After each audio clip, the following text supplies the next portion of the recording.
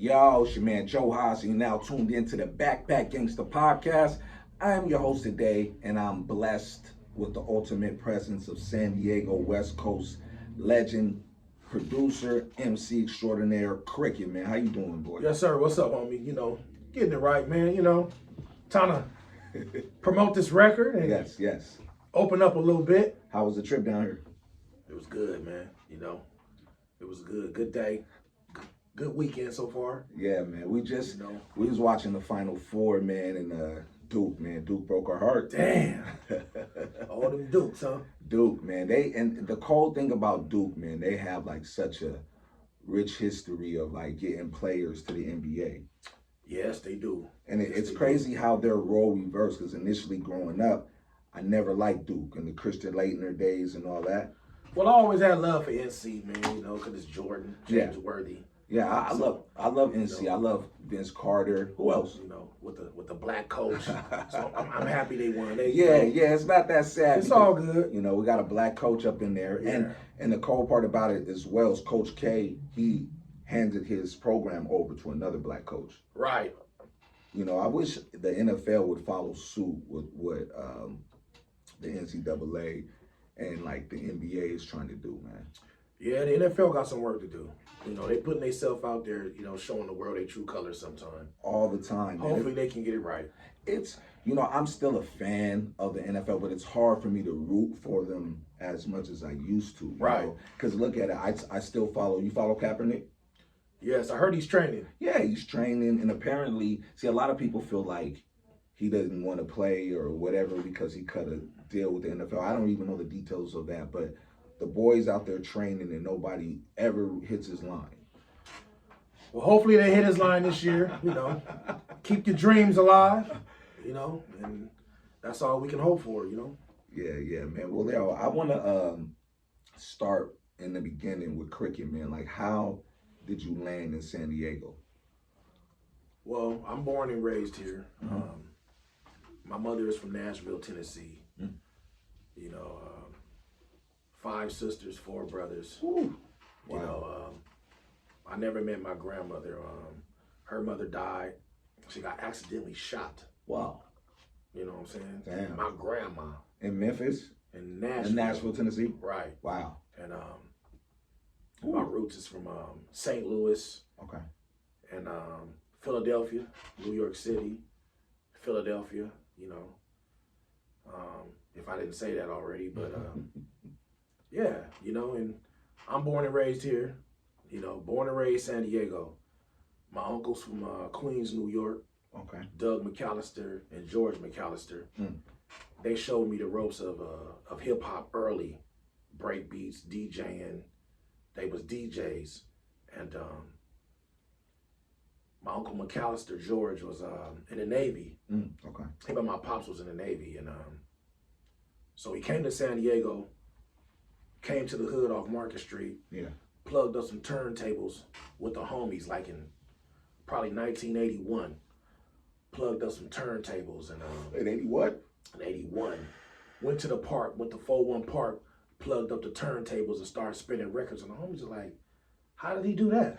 Yeah. They didn't know nothing about that. And after that, my pops already had his crates of records, all the Philadelphia records, all the music he was playing. I didn't even know that was from Philly at the time. Teddy Pendergrass and, the Stylistics, Delphonics, and all these dudes, and producer Tom Bell. I always like to read the credits of the albums. So I'm reading the credits and just studying music, man. And that's just, that's what did it for me. I gotta clear my throat. Yeah, let me hit that too. It's a celebration where I should hit something tonight. And I usually don't smoke. I ain't been smoking in a while, but I'm gonna smoke tonight. Yo, big up. Lit Dispensary, man. This is some gas they sold me. I want to keep on that plane. Like, do you think having that influence from your pops and your uncle, because a lot of people that come from the Navy or come from the military, they're from other backgrounds. Right. And like, for me, I always knew, like, even growing up in San Diego is a big military influence. Yeah. But like a lot of the kids who parents were in the Navy had access to a lot of other music because they were from different regions. Well, you know, with me, look, it's like being born and raised in San Diego, by my pops being from North Philadelphia. Yeah. Outside the house, it was Market Street, San Diego, Southeast, all that. But inside the house, Yeah. it's North Philadelphia. Oh, the way he raised me. So you had the best of both worlds. So I had the best of both worlds. Yeah. You know, it was very disciplined, and but I had to learn how to survive in Southeast San Diego though. Mm. You know, by Pops being from Philadelphia, him not realizing where he was raising his son at. You know, he was raising me in a harder neighborhood Crips. Mm. You know, so I had to figure out that balance. Now, how early did you see neighborhood Crips in Southeast San Diego? Early, because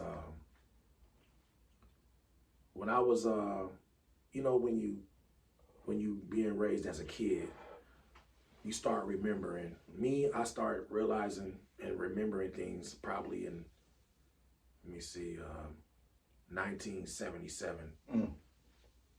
Okay. So we started off in Golden Hills, and the first school that I went to, not knowing that it was called a school, or you just see your mom's dropping you off somewhere. So my mom dropped me off, and the first school I went to was Sherman Elementary.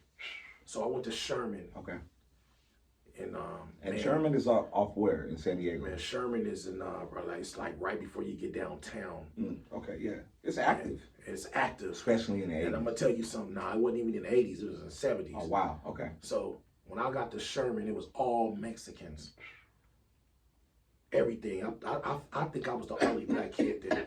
That's how I feel. Yeah. Honestly. Yeah. And it was cool. It's cool because I remember how my pop sent me to school. He sent me to school. I had the Black Panther beret on. He sent me to school, the Black Panther beret. Yeah. It was all good. And I didn't realize where my mom was dropping me off at. You know, so that's when I first started discovering, you know, like, damn, guys and the girls. Yeah. You know, I started looking at all the Mexican girls. That's what I was going to say. Yeah, I started liking them first. See, I like Latinos before I like black women. Yes. My elementary was Sherman. Bien aquí. And what people don't understand in San Diego, that's why we don't have the brown and black beef politics as much, is because we're so close and next to each other, right? Man, you know, it's like this, man. Well, you know, people got to start doing a lot of studies. You know, most black people look at brown and black as the same. Yeah, definitely. You know, people who haven't been to the penitentiary. Yeah. I ain't been to the penitentiary, so my politics is pure life. You know, I've been in trouble in my life. Been to juvenile hall. Juvenile hall taught me that I don't need to go to prison. Yeah. That was prison enough. Yes. So, same with me. I mean, as far as once I hit YA. The way I was raised is, you know, brown and black is as one. Always. If they don't understand it, then that's their problem. Mm-hmm. They're those who don't understand it are actually in the minority. Yeah. You know, so that's how I was raised. Now moving on, what was your first love? As far as with what? Just in general. Well, my first love was boxing. Okay. You know, my pops was a boxer. He was a big time boxer in the Navy, one of the top ones, and so I thought I would be a boxer. Okay. You know, I did that for like 6 or 7 years. You know, won a lot of amateur championships. So that's what I suppose I had done, but I just didn't like the fact of getting up running every day, training after school. My discipline wasn't the way it's supposed to be, but I was gifted. You know, I won a lot of fights. Yeah, I read that you had a lot of notable fights. Yeah, a lot of notable fights. You know, everything. You know, my friends ended up being millionaires, like Shane Mosley. Yeah. You know, Oscar De La Hoya. Whew. You know, they became champions now. Who did you fight out of them? Did you fight De La Hoya? I fought Shane. Oh wow. Yeah, I fought Shane, and yeah, he won the fight, but he knew he was in a fight though. You say you hit him with some Southeast knuckles? He knew he was in a fight. He actually hit me with the same punch he hit Mayweather with. Ooh. And what was that one? That was a hook to the temple, or a right hand to the temple. And yeah. So that's how you know he a fighting motherfucker, when he can tell you to the temple. Yeah, Most people like, I rocked his jaw. It was to the temple. Ooh. So when Shane hit me, you know, you got to think I was a teenager. Yeah. So I couldn't open my mouth for a day. Oh wow. Woo!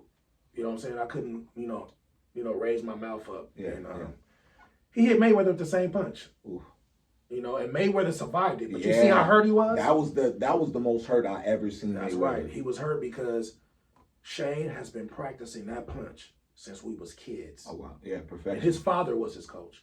Yeah. And my father was my coach. So plenty of times in championship fights, we'll be in the locker room, changing our clothes after fights. You know, yeah, we've been through it a lot. And he just kept going and he became a champion, which we knew anyway. Yeah. When you in amateur boxing, you pretty much know who's gonna be the champ and who ain't gonna be. You can see You already know who's gonna be gifted and who's not. It's the same in basketball. You see the guys who's grinding, because there's a lot of dudes that can come in the gym, do a 360 windmill dunk, but they can't get low and play some D. So I was real proud when Shane became the champion, because his hard work paid off. And I think his cousin was in San Diego somewhere. Okay. We were somewhere at a house, but I didn't know it was his cousin.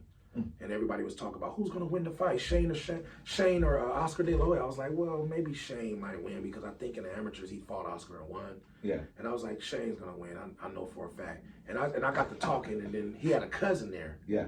And his cousin's like, man, how you know my cousin? Okay. And I was like, I know your cousin because me and your cousin fought in the ring. And we'll never, whoever you fought in the ring, you ain't going to never forget him. Yeah, it's always respect. Yeah. You ain't going to never forget him. Yeah. And he didn't believe me. So he said, well, we going to my cousin's house after he fights Oscar. So what you want to bet on it that you ain't fought him? I said, I bet you 500. I told him straight up. Yeah. I said, I bet you 500. And I ain't seen Shane since I was a teenager. But best believe when he walk in that room, he gonna know who I am because we fought in the ring together. We fought against each other. And you never forget that. Did he win the 500? I won the 500. Yeah. Because when we went to go meet up with Shane walked in his garage at his house. He walked in the garage and seen me and said, where you find this nigga at? I congratulate him and, it was all good. I ain't seen him since, but yeah, I was happy to see when he won the fight because, he fought a lot of amateur fights to get to that point. How many you think? Amateur? Yeah. Oh, he at least 100. How many you have? Probably like maybe in the 60s or 70s. Oh, so you really put in some work as well. I put in some work, And definitely my coach, my assistant coach is Archie Moore's son. Big up Archie Moore. Yeah, rest in peace, Archie Moore. Archie Moore probably got the most knockouts in fight history. And Muhammad Ali took his title. So his son was always in the corner of him and my father of my amateur fights. Yeah, because I know my uncle, rest in peace, Charles, he used to train out of that gym that they had over there in Southeast Archie Moore. Like, when you seen you drive off the freeway, and you see the AM. Right. His son coaches right on Market Street. Okay. ABC Boxing Gym. All the kids, y'all go to the ABC Boxing Gym. You're being trained. You're being trained by a champion. Yeah, put the guns down, man, and let's get up in the gym. Let's get by up in a champion's son. Yes. Billy Moore is still there in San Diego, ABC Boxing Gym. Tap in with him. Tap in. Now let me ask you this, man. Did you start rhyming first or making beats first? I started rhyming first. Okay. At first, I started rhyming. I think when I went to Gompers, so I probably started rhyming in '85. Before then I was just working it out in my head, and then me and my rap partner ZIG. We was wearing fisherman hats before EPMD.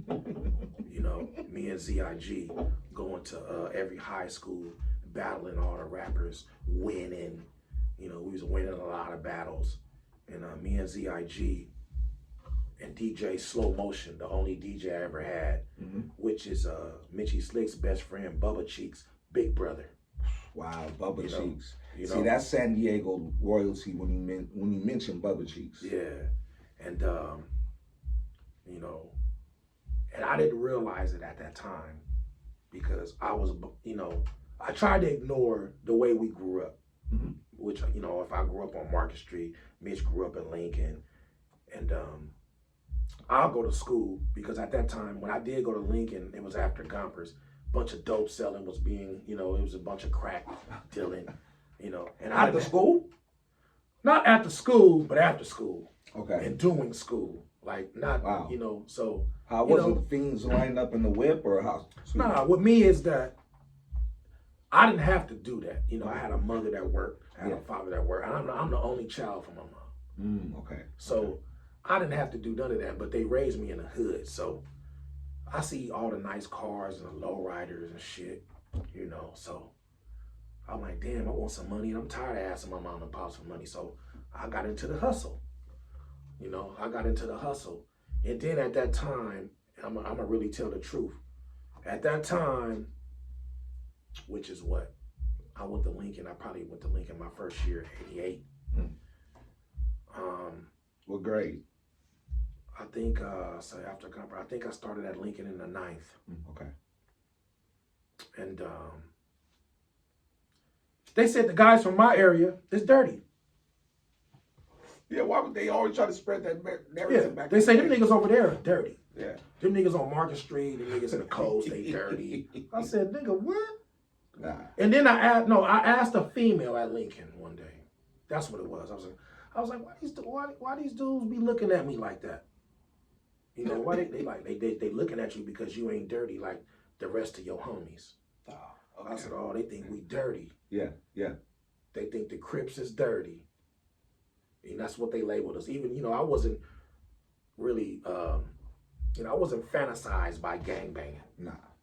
You know, but that's what they classified me. Oh, that's Cricet. Oh, yeah, that's an old Crip nigga from Market Street. And what do you mean? Like you wasn't fantasized by? I just wasn't. I wasn't into niggas killing each other for nothing over where you was raised at. The dumbest ever. Because of the way I'm raised by my mother and father. So in my mind, I'm like, what? You niggas don't like me because I'm from over here? Yeah. I said, what type of shit is that? Yeah. You know, because I'm raised right.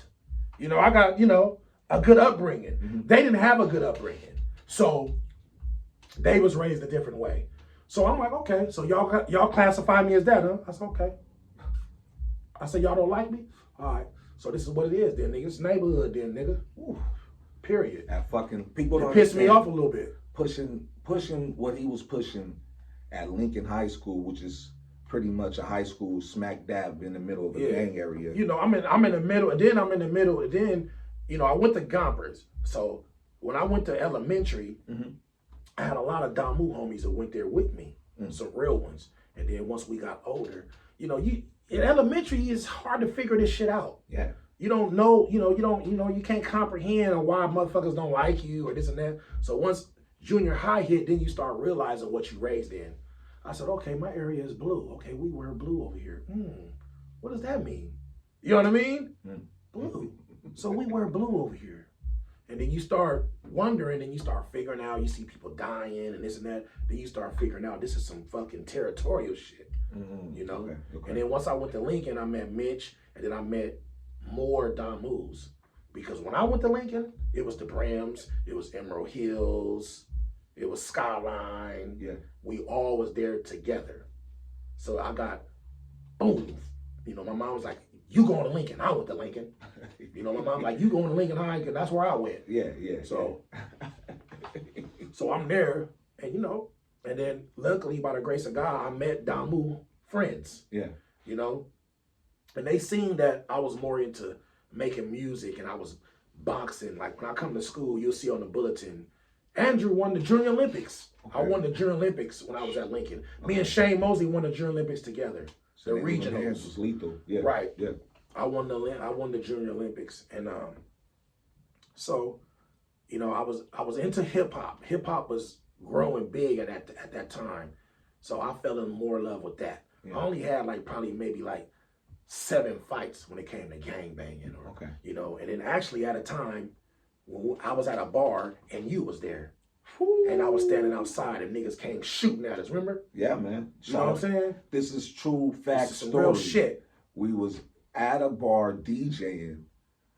We talking, he would come through all the time. We shooting the shit, next thing you know, busting shots at us, man. Yeah, motherfuckers came through busting shots.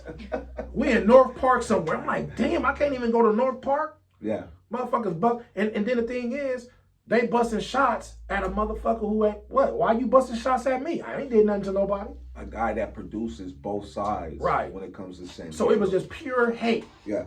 Pure hate, you know? So when it's dealing with me, you know, it's always some pure hate because I wasn't raised to go take a nigga head off. Or if I'm gonna take your head off, it's because of some shit like that. You shoot at me, I survive, I'm gonna go ride, nigga. Yeah. I'm gonna go do something to you. If you try to do something to me, I'm gonna do something to you for sure. Because it's in me. Yes. You know, it's in me to do something to you. Like it's, you know, I have homies who'll go smoke you and come and eat a sandwich. Nigga, we kicking smokers. Oh yeah, I just had to smoke this nigga the other day. That's a lot of psychological trauma, right? You know what I mean? We know cats that's just like do a drive-by, come back and Real just shit. be eating some Fruity Loops. Real shit. And that's why I always tell people about who rappers, who ain't. You know, like that's why I'm so proud of Mitch. Yeah. I'm proud of Mitch because in high school he was with that shit. He ain't no motherfucking. You know, I'm saying it on the podcast. Mitchy Slick ain't no motherfucking. He ain't no motherfucking studio gangster. You know what I'm saying? Yeah. When I was in high school, I see how he lived his life. I said, damn, man. Damn, how can we change that? How can we fix the homie? Because he with the bullshit. All the way. All the way. And that's why I tell people, you have to respect how he changed his life and became an MC and he changed his life. Let him change his life. Yeah. Don't let him, he's doing these great albums and he's becoming an artist and then you still want to, you know, you still want to hawk over him like he's trying to be something else. Yeah. Because you don't want him to be what he used to be. Yeah. Because he's going to have you. That's what's sad, man. Like people don't don't respect the transition in artistry when it comes to like street music. That's what I'm saying, man. Before the point was like to like, all right, we make our bread and we get out of that area. And J.O. was the same way. Yeah. You know, J.O., I met J.O. when he got out of YA. I met him from my homie Balo. And, you know, I met J.O. And J.O.'s the same way, man. You know, these is niggas who became MCs trying to change their life. You know, I never tried to be a pure gangbanger. Only time I've been on my neighborhood Crip shit is when a nigga pushed me there. Yeah. It's in me. You know, I don't want to make that the forefront of my life. But if you push me, I'm gonna fuck you up, bro. Because I grew up around motherfuckers like that. So don't push me that far when I'm trying to be somebody else. Yeah. That's all I'm saying. Let me ask you this. Is there any instances where you giving out passes when you were in the gangbang phase as far as like you catching an enemy somewhere and if he ain't did nothing to light it up, you want to light that cigar up? Nah. That shit might be too smelly. Nah, man. It's like, you know, nah. I never been to that point where if I see somebody and you from somewhere else, and I just don't like you, I don't even know you not to like you. Yeah. You know what I mean? Yeah. I don't know you not to like you. The only way I'm not gonna like you is if I know you did something to one of my homies. If you did something to one of my homies, and then I see you, I ain't gonna want to be in the same place with you. And before I want to shoot you, I'm gonna want to get it up with you, because I know that you can't fight like me. You know what I mean? See, that's what I respect about you, and I respect about, you know, the initial elements of gangbanging. It was like before it got to gunplay, you had to test the hands out, right? Yeah, all the big homies, they say they went to house parties. They'll walk from Market Street and walk the Skyline to fight, walk to Lincoln Park, walk to all these places, and they'll all fight, but everybody lived to see another day. You know what I mean? And how do you feel like now, as we're still talking, and we're going to transition into music, but we're still talking, when your neighborhood started turning to neighborhood Crip, was it a brother by the name of Donald Ramsey? Did he bring the initial influence? Yes, Donnie Ramsey is my big homie, rest in peace. And he just died like 2 or 3 years ago. Fairly young? Yeah, he wasn't too old, but he came from Los Angeles. Okay. You know, he came from Harlem's. And Harlem Crip 30s? It wasn't called Harlem Crip 30 at that time. Okay. It was just Harlem's. Okay. And I think he came to our neighborhood in 72 or 73. And I think in his mind, he officially wanted us to be Harlem's as well. Yeah. Because we tossed up the hood like this, which is Harlem in LA. Yeah. You know, and then we eventually put the N on it. Okay. And okay. But he seen that we was all raised in the 40th blocks. You know, we was raised in the 40th blocks, so he came up with the 40s. And that's when my big homie Ty Stick is gonna come to your show and tell you that story. Yo, big up Ty Stick. I'm waiting. Yeah, Please, shout out to Ty Stick. Please. And yeah, he'll be able to elaborate that story. It seems like your area, man, as far as San Diego hip hop history is like one of the top as far as producing legendary artists, man. I really want to see, like, how did you initially link up with J.O. and start making music together? Well, we started making music together because J.O. got out of YA. Yeah. You know, that baby gladiator school. I'm a YA baby. Yeah, you told me that. Yeah. That's hectic. You know, because I only made it to juvie. Yeah. I didn't go to YA. They say that shit is really straight prison. Yeah, it was tough, man. After YA, I did not want to go to jail anymore. Exactly. Man, because it was just a situation where, like, it was mandatory fights. Yeah. That's when you start seeing the first political elements of it. It was just like, I wasn't per se from Blood or Crip, so I didn't really have the issues like other dudes would have. Right. But I did have fights constantly. I was supposed to be there 90 days, and I ended up staying there 18 months because each fight would give you an extra 90 days. Damn. You know. Yeah, so Balo brought him to the house, my homie Balo. He brought him over, he rapped, and I was like, damn, this nigga got skills. Ooh. And that's the first time I heard him, and he was advanced, and I heard it, and I think maybe, you know, I didn't see him for a while after that, and my homie Balo went to prison. Bay went to prison, and he called me at my house when my moms and pops moved back to the East Coast. And he's like, Cricket, what are you doing, man? I heard you're out there wilding. You ain't living right. You know, J.O. had a situation where I went to Virginia, produced him. These brothers that was behind him was Kappas. Yeah. From Virginia College. And they grew up with Jam Master Jay in their neighborhood. Oh, shit. And once they heard my music and the beats that I make, they already knew what they was wanted to do. You know, they was advanced, they had degrees in music. And J.O. made his maxi single. Yeah. Living for Them Four Things. Classic. Hey. Classic. And after that, it was Def Jam. It's just, I didn't sign because the contract was so big. I didn't have no lawyer. And I knew my mother and father would never allow me to sign no paperwork without no legal representation. Good parents. I think I had an uncle who passed away in LA. I had to go to his funeral. And I came back here to Dago. J.O. and these guys did pull up and try to come get me one more time. But I didn't want to go. I was so caught up in the life. Yeah. I remember when they came to the door, we had AKs in the house. We just wasn't living right, and I didn't want to go. And then J.O. became who he became.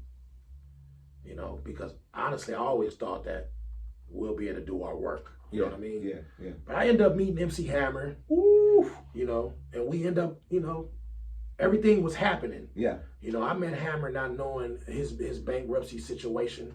You know, when you have a star on the level of MC Hammer, 28 million records sold, you can't touch this. I was just going to say that. He was a superstar. So if you tell a kid that you're going to release his album, he's going to believe it.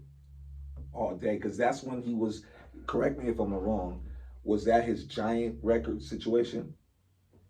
No. You Can't Touch This was on Capitol Records. Yes. I was speaking about, but I met Hammer at the Giant Records after it was doing the album with Pumps and a Bump on it. Funky Headhunter? Funky Headhunter album. Okay. That's what it is. And met him. And, you know, and Hammer was basically trying to get his executive side of the situation together by bringing out some real artists. He had real artists on his new label, RWI. And I brought Steve Vicious with me because I didn't want to be alone.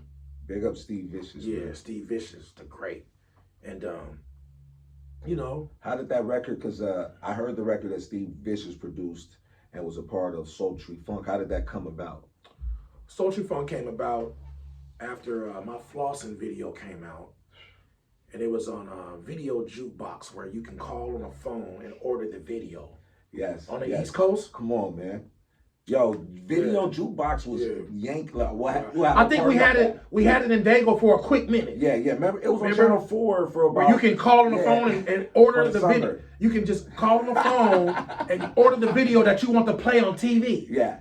It's a 1-900 number. The most videos they would ever play was Doo Doo Brown. Yep. And so what happened was, Flossin, Hammer released Flossin, RWI. He released Flossin on that video jukebox. I had a cousin, my first cousin Terrence. He moved to Manhattan, New York. And he called me. He said, cousin, your video is #1 in New York City. Yeah. Flossin. Woo! On video jukebox. And I was like, are you serious? And I never got a chance to go to New York to feel it, to see it for myself. But my cousin was there and he said, your fucking video is #1. So after that, Mecca of hip hop. In the Mecca of hip hop. Mecca, yo. So from there, I thought I was like, damn, I'm finna make it. I'm out of here, yeah. It's finna happen, and I'm gonna be able to do what I gotta do for San Diego hip hop by watching Russell Simmons and what he did with Def Jam. That's what I wanted to do. That was your intentions? My intentions was to release my album, do what I had to do, and as a producer, me and Steve Vicious grow San Diego hip hop. All sides of the fence. It don't matter if you was a Crip or a Blood, Mexican, it didn't matter. If you had the talent, we fucking with you. That's so refreshing to hear, because I don't feel like that's the case a lot in San Diego hip hop, unfortunately. I think it's just like who has the most numbers, not the talent, right? Right. See, they stuck on this number shit, and then they get influenced by the internet and all this bullshit. Back then, we didn't have no internet. Yeah. It was just if you can make money, if the Jews like you. Period. So, my goal was just to make money. It's about money. It wasn't about who can be the star. My thing was, I want to make this money. I want to be able to take care of my kids, my grandkids, not have to go to work. That's the shit I was worried about at a young age. So what was Hammer on? I mean, as far as like when he how did y'all run into Hammer? I ran into Hammer for one of my homies. Remember when MC Hammer then came to Mission Beach in San Diego, MTV. Yes. MTV. Do your Googles. Yo. And one of my friends ran into him in Los Angeles, which is an hour and a half away. And told Hammer about me. He said, bring him to the beach in San Diego. Yeah. To perform. Took me to the beach. I met Hammer, and once he heard my tape, it was it. He said, yeah, you the person I need to be on my label. Because I want to bring out real music and real artists. Because everybody was talking shit about Hammer.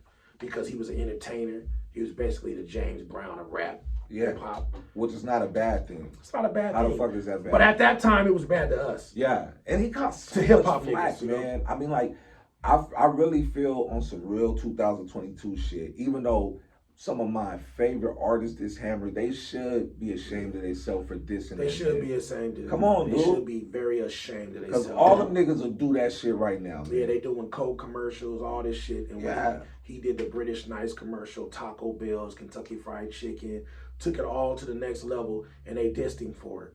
And it really hurt him at the end of the day. It would. It hurt him because I didn't realize how hurt he was until, we 20 hours in the air coming from Egypt, performing for princes and kings. Yeah. He took me and did all this type of shit, fresh off Market Street, took me to Egypt to perform for a prince in Egypt, in Cairo. Yes, Larry. You know what I'm saying? Yeah. And then I'm not knowing where I'm going. And, all I wanted was my album to come out. I just wanted my album to come out, and I wanted to do music. But he said, well, I want to take you on tour first before we do that. So he took me on tour, got my passport. I remember I was in San Francisco. He took me and got my passport. And then we went to Paris. Ooh. We went to Paris first. How was that? Paris with Hammer. So we went to Paris, and we went to the Disneyland in Paris, right? Oh shit, I didn't even know that. So beat this out. So the Disneyland in Paris, the Disneyland Hotel was owned by Prince Awali bin Talal from Saudi Arabia. He owned the motherfucking Disneyland in Paris. And he wanted Hammer and his team to perform for the royal family. So we go and perform. These motherfuckers sitting in king chairs, and the motherfucking chairs is higher than the ceiling, and they sitting in the chair. I'm like, and I'm looking like, what the fuck, is this a cartoon? Yeah. You know what I mean? Yeah. And then he gave us 30 minutes apiece. The prince said he wanted to talk to us 30 minutes apiece, and we can ask him all the questions that we wanted to ask. And you know, everybody was like, well, Cricket, what you gonna ask him? I'm not telling y'all what I'm gonna ask him, because y'all gonna ask him the same shit. And everybody had 30 minutes with him. And, wow. How was the prince dressed, bro? He was dressed cool. He had on a suit. Oh, okay. And they talk English as clear as us, because they got the money for their education to be better than ours. So they talk English just like us, clear. So I asked the prince, I said, damn. I said, I figured out what I wanted to ask you. So you're a prince, right? I said, so you got more than one wife? That's what I asked him. I said, how do you do that? I said, how are you able to be happy with 4 or 5 wives? Whew. And this is what the prince told me. He said, well, I have their houses 5 to 10 miles away from each other. Mm. So I said, so how is it? Are they mad at you? He said, shit, yeah. I said, yeah. He said, yeah, because I think he said he's either with one wife for 1 week or 2 weeks. Wow. At peace. So I said, so it's not like, he said, man, it's not like, he said, it's not like the cartoons and it's so hunky-dory. Yeah. He said, come on, man, that's unmanageable. Yeah. Like, so I'm asking him some real shit. Yeah. I'm like, how you able to do that? He said, man, I'll be with my wife for 1 week or 2 weeks. And then when it's time for me to go with my other wife, he said, she mad at me for 4 days. I can't get none of that. I'm like, oh, hell nah. He like, yeah. I'm like, she don't care about the money. She don't care about, he's like, she don't care about that because she hasn't wanted for nothing. It's that time. And then I asked him, I said, well, how much money do you make? Yeah. You know what this motherfucker told me, homie? He said, look, man, y'all gotta get ready, bro. Let's go. Look, the prince of just one of the princes. There's hundreds of princes and kings in Saudi Arabia. So I said, how much money do you make? He said, well, my family is, we have oil all through the USA. Oil. He said, I get paid $10 million an hour. Oh, shit. I was like, what the fuck? Wow, we out here rapping and doing all this motherfucking shit. And he making $10 million an hour. He make $10 oil. Million an hour. We have to fucking, man, we need to infiltrate that shit, bro. And then he told me, and then also he told me this. We on your podcast, and I'm going to say this. And he said, he explained to me, he said, black people, he said, y'all is our brothers. You always have been. Through things that I don't know about, I didn't understand, but he was just like, he said, you come from a race of kings and princes as well as us. Mm. And it fucked me up, bro, so bad. I was like, yeah. He said, yeah, you guys supposed to have the same that we have, but you've been robbed of your culture. Yeah. Your culture has been snatched from you. You've been enslaved. And it was so powerful, man. You know, and I think about it to this day of what he told me. And he was just like, you know, he said, a lot of the city banks in America, the city banks, which I don't know what that is. Yeah. But he said those 4 black men over there that's here, they control all the city banks in America. And I seen these 4 black men looking young, fitted. Yeah. And I was like, damn, they control the city banks? Yeah. Had straight brothers working for them. You know, I don't know if this ever been said in the podcast. Because we dropping jewels here, man. Mm-hmm. We dropping jewels here. And you got to understand, us black men in America, by nature, we're still out of our element because we was brought here. We was forced to be here. You know what I mean? Our ancestors was forced to be here. And the way that, you know, from the slavery days, that's why it exists, the conflict between brothers like that, man, because it was a competition to be essentially a house nigga. And then think, so by Hammer taking me on this tour, yeah, I never thought that I would go on something like that. But he said, you're going to remember for the rest of your life. And I did. And so we went to Paris first. Yeah. And after we went to Paris, boom, we'll fly back to America for a week. And I lived at my auntie house, my auntie Pumpkin. She's the lead sister of all the sisters. You know, I told you 5 sisters, 4 brothers. Oof. Okay. And my auntie Pumpkin is she's the lead, she's the firstborn. So my mom and my dad stayed on the East Coast, so I stayed with my aunt. So Hammer would call her, tell Cricket, you gotta leave in 2 days. You know, and I'll be, you know. How would they respond? MC Hammer talking to Auntie. Oh man, Auntie was so happy, man. Auntie be like, hey Hammer, you know, talking, hey. Yeah. I mean, that's the, you know what I'm saying? If you fucking with Hammer, hey, people don't understand. If you're fucking with MC Hammer in the 90s, you made it, bro. You made it. You fucking made it. I felt like I made it. Yeah. So after the Paris trip, yeah, he took me to Romania. Okay. So we go to Romania. So once we get there, you know, I don't know nothing about Romania. I'm like, where the fuck is we at? You know, when we get there, you driving, all you see is big, giant. I mean, these trees are so tall, man. I feel like I was downtown skyscraper. The trees are so green, so tall. And so we got there, and they asked us, they said, so what you guys want to eat?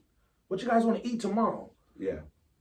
And we was like, I don't know. And then Hammer said, well, Cricket, he's asking you what y'all want to eat because they're going to go kill the cow or the lamb. I said, they finna go kill the shit?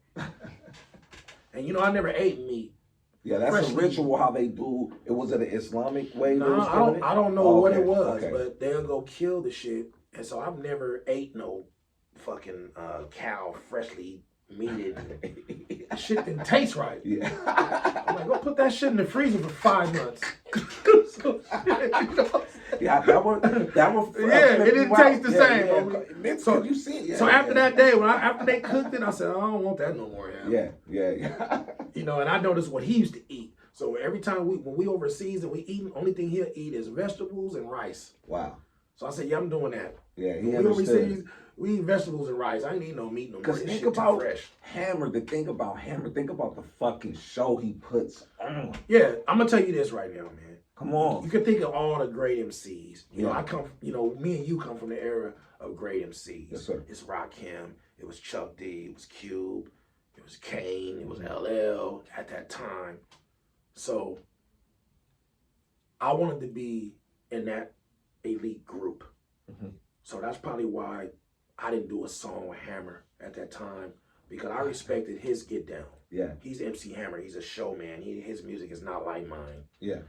But if you a lyricist and you're on a concert with MC Hammer, you better go on before him. Yeah, you better not. To this day, that's bro, what you better do, bro. I think Hammer will bust most niggas' ass. He will, because I seen it for myself. So, you know, we on shows, we hip hop, we do the shit the way we do it. Yeah. When Hammer on stage, he got that shit mapped out, the dances, the girls, everything. So basically, we can have all the lyrics in the world. Mm-hmm. We can have all the lyrics in the world, but that shit don't matter after Hammer on the stage. You know? How could you, I don't care, how could you go on after this fool, you know, drops like 30 dancers, he hitting steps, no lip syncing, do the split, all the whole shit. Turn this mother out. It's like, you know. Come on, man. And was the crowd still MC Hammer crowds in Romania? I can imagine. Look, man, let me tell you, man. Let me tell you some real shit, bro. Heyday crowds, man, bro. Watch when I tell you this, bro. Let's go. When I tell you this, man. So we in Romania. they can't speak English at all. But when Hammer's songs came on, right, these motherfuckers knew the words. I love that. That's my favorite thing. That fucked me up, bro. Yeah. That fucked me up, man. And it was so cold. And he said that eventually one day he will release it on Showtime or HBO. Come on. He still hasn't done it. Hammer story, bro. And he still can do it. Because I'm there. I said the crowd was so big, bro. So big, bro. Come on, man. And man, I was angry. I was angry with Hammer for a very long time. Because, when you're a superstar, and you tell people, got this artist, his name is Cricet, and you tell people in interviews, I'm going to bring him out. Yeah. I'm going to release this guy named Cricet. Speaking on the name, putting it out there. So, me as a kid, I took it real bad once he filed for his bankruptcy. Filed for bankruptcy. Now I'm not trying to cut you off, but was this at the same time when he was trying to like move over to death row as well?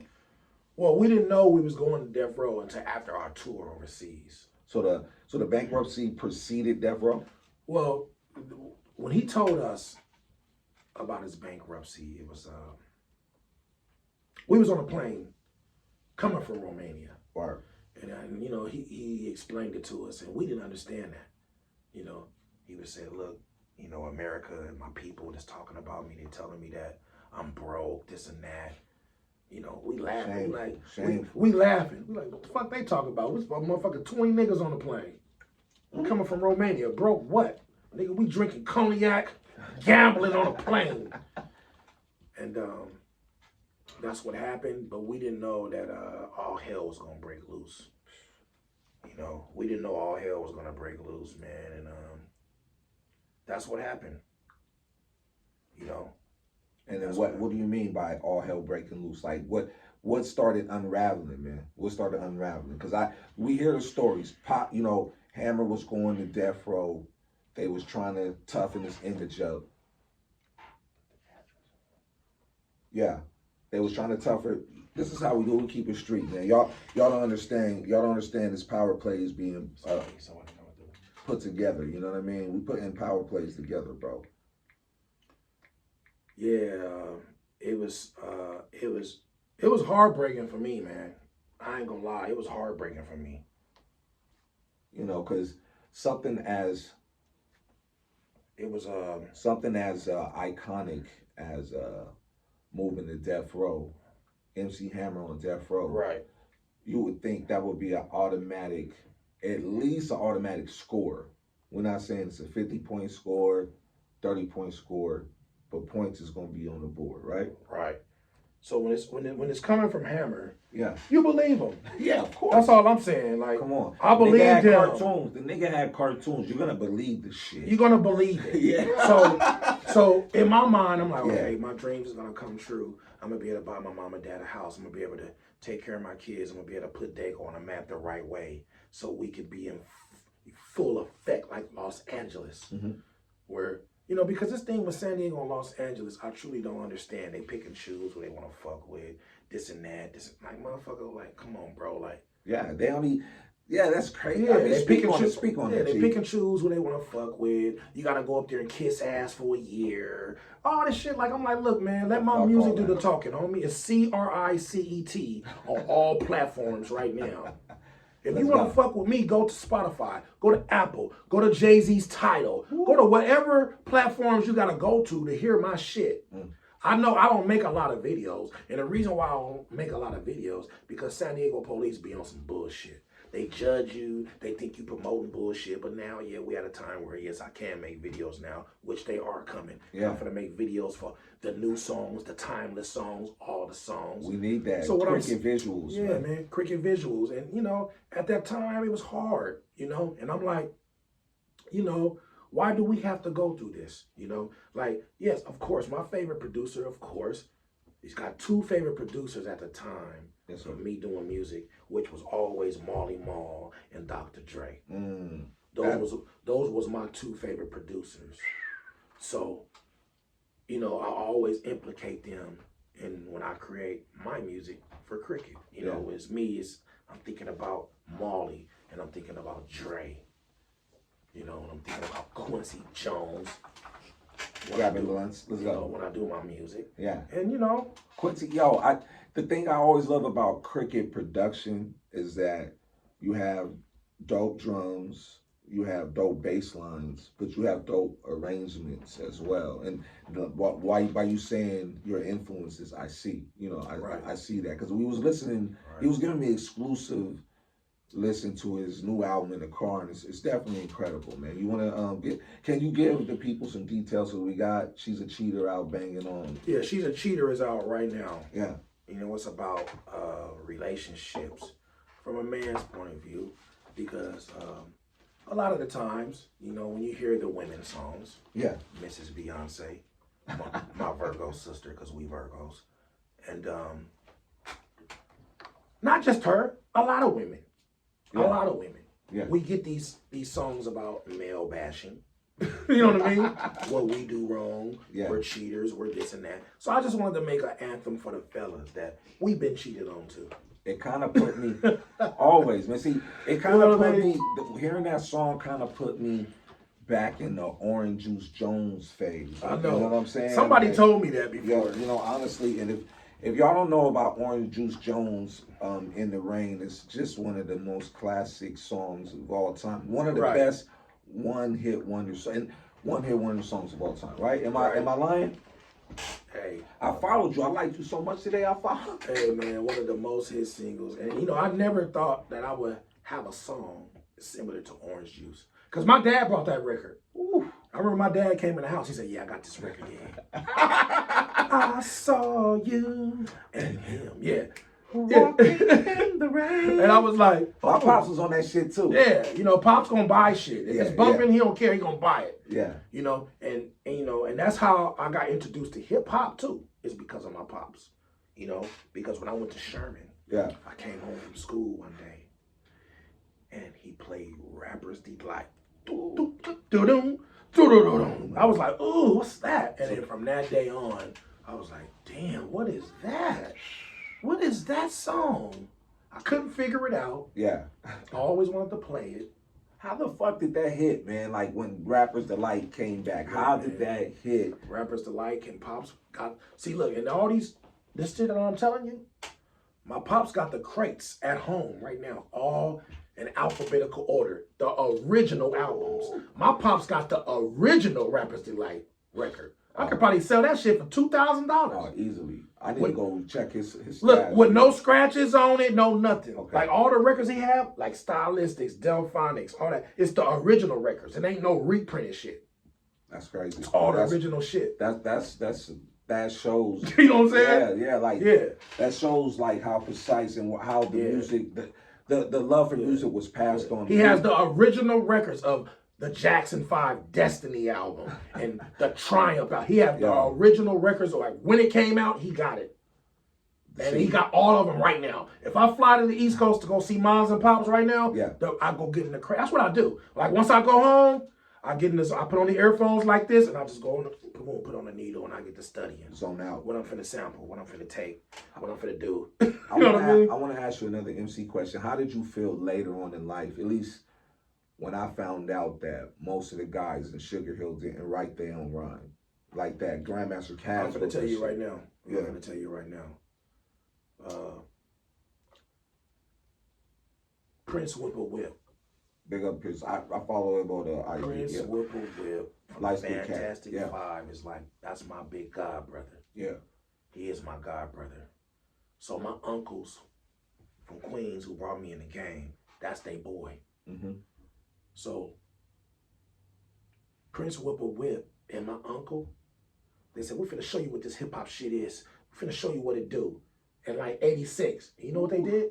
They came and rented out Gompers Auditorium. Oh shit. And did a concert. What the fuck? Prince Whipple Whip and my uncle Born G came and did a concert. Southeast. Came in Southeast. Southeast. Oh my God, Came and picked me up in the hood in a white limousine. I was carrying their coats and shit in the crates. Yeah. I said, damn, where we going? Where we rented out Gompers. And look, and I took a Queens, New York City motherfucker. And Prince Whip is from the Bronx, South Bronx. South Bronx. They promoted it. Look, they promoted it, had flyers, everything. Now y'all finna trip, so look. They did the concert. When we got there, all the homies was there. Crips. Ooh. Yes. So he like, the fuck is going on, yo? Because they didn't understand what they was in. Okay. But I didn't say nothing. Okay. They just want to see the show. Yeah. And look, oh my God. I mean, they came to Dago, bro. Yeah. And did a concert, 47th Street at Gompers. All the Crips, women, everything. Did a big ass concert. Yeah. And none of the homies understood what the fuck is going on around here. New York City niggas came and rented out Gompers and did a concert. I mean, did he have B-boys with him? Or just... Nah, it was just them two. Okay. It was just them two and me. And they did it. Boom. So after that, and that's before me and the jail shit. Yeah. Before. So after that, then Prince Whip, he was up there with Rhyme Syndicate with Ice-T and them in LA. And then I end up going up there a few times. And then I met Kaz. I met Grandmaster Kaz. Yeah. Ooh. Come on, man. I met Grandmaster Kaz. He wrote, Grandmaster Kaz wrote Rapper's Delight. He wrote Rapper's Delight. I met Grandmaster Kaz. I met DJ Muggs of Cypress Hill. Cypress Hill. He lived in an apartment with DJ Latin of Kingsley in LA. Yeah. And he was playing beats on his SB 1200. He was playing beats, right? Yeah. And the beats he was playing was from the first Cypress album. Ooh.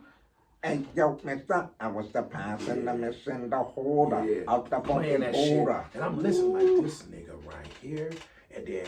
And I didn't see at this time I didn't know it was DJ Muggs. Oh my God. So at this time I didn't know who he was. And I was talking to him about how I want to do music and what do I have to do. What do I have to do to be original? And DJ Muggs said, okay, first of all, you have to be original. He said, you got to be original and you got to keep it authentic and be yourself. And this is from DJ Muggs. And this was like right before 1990.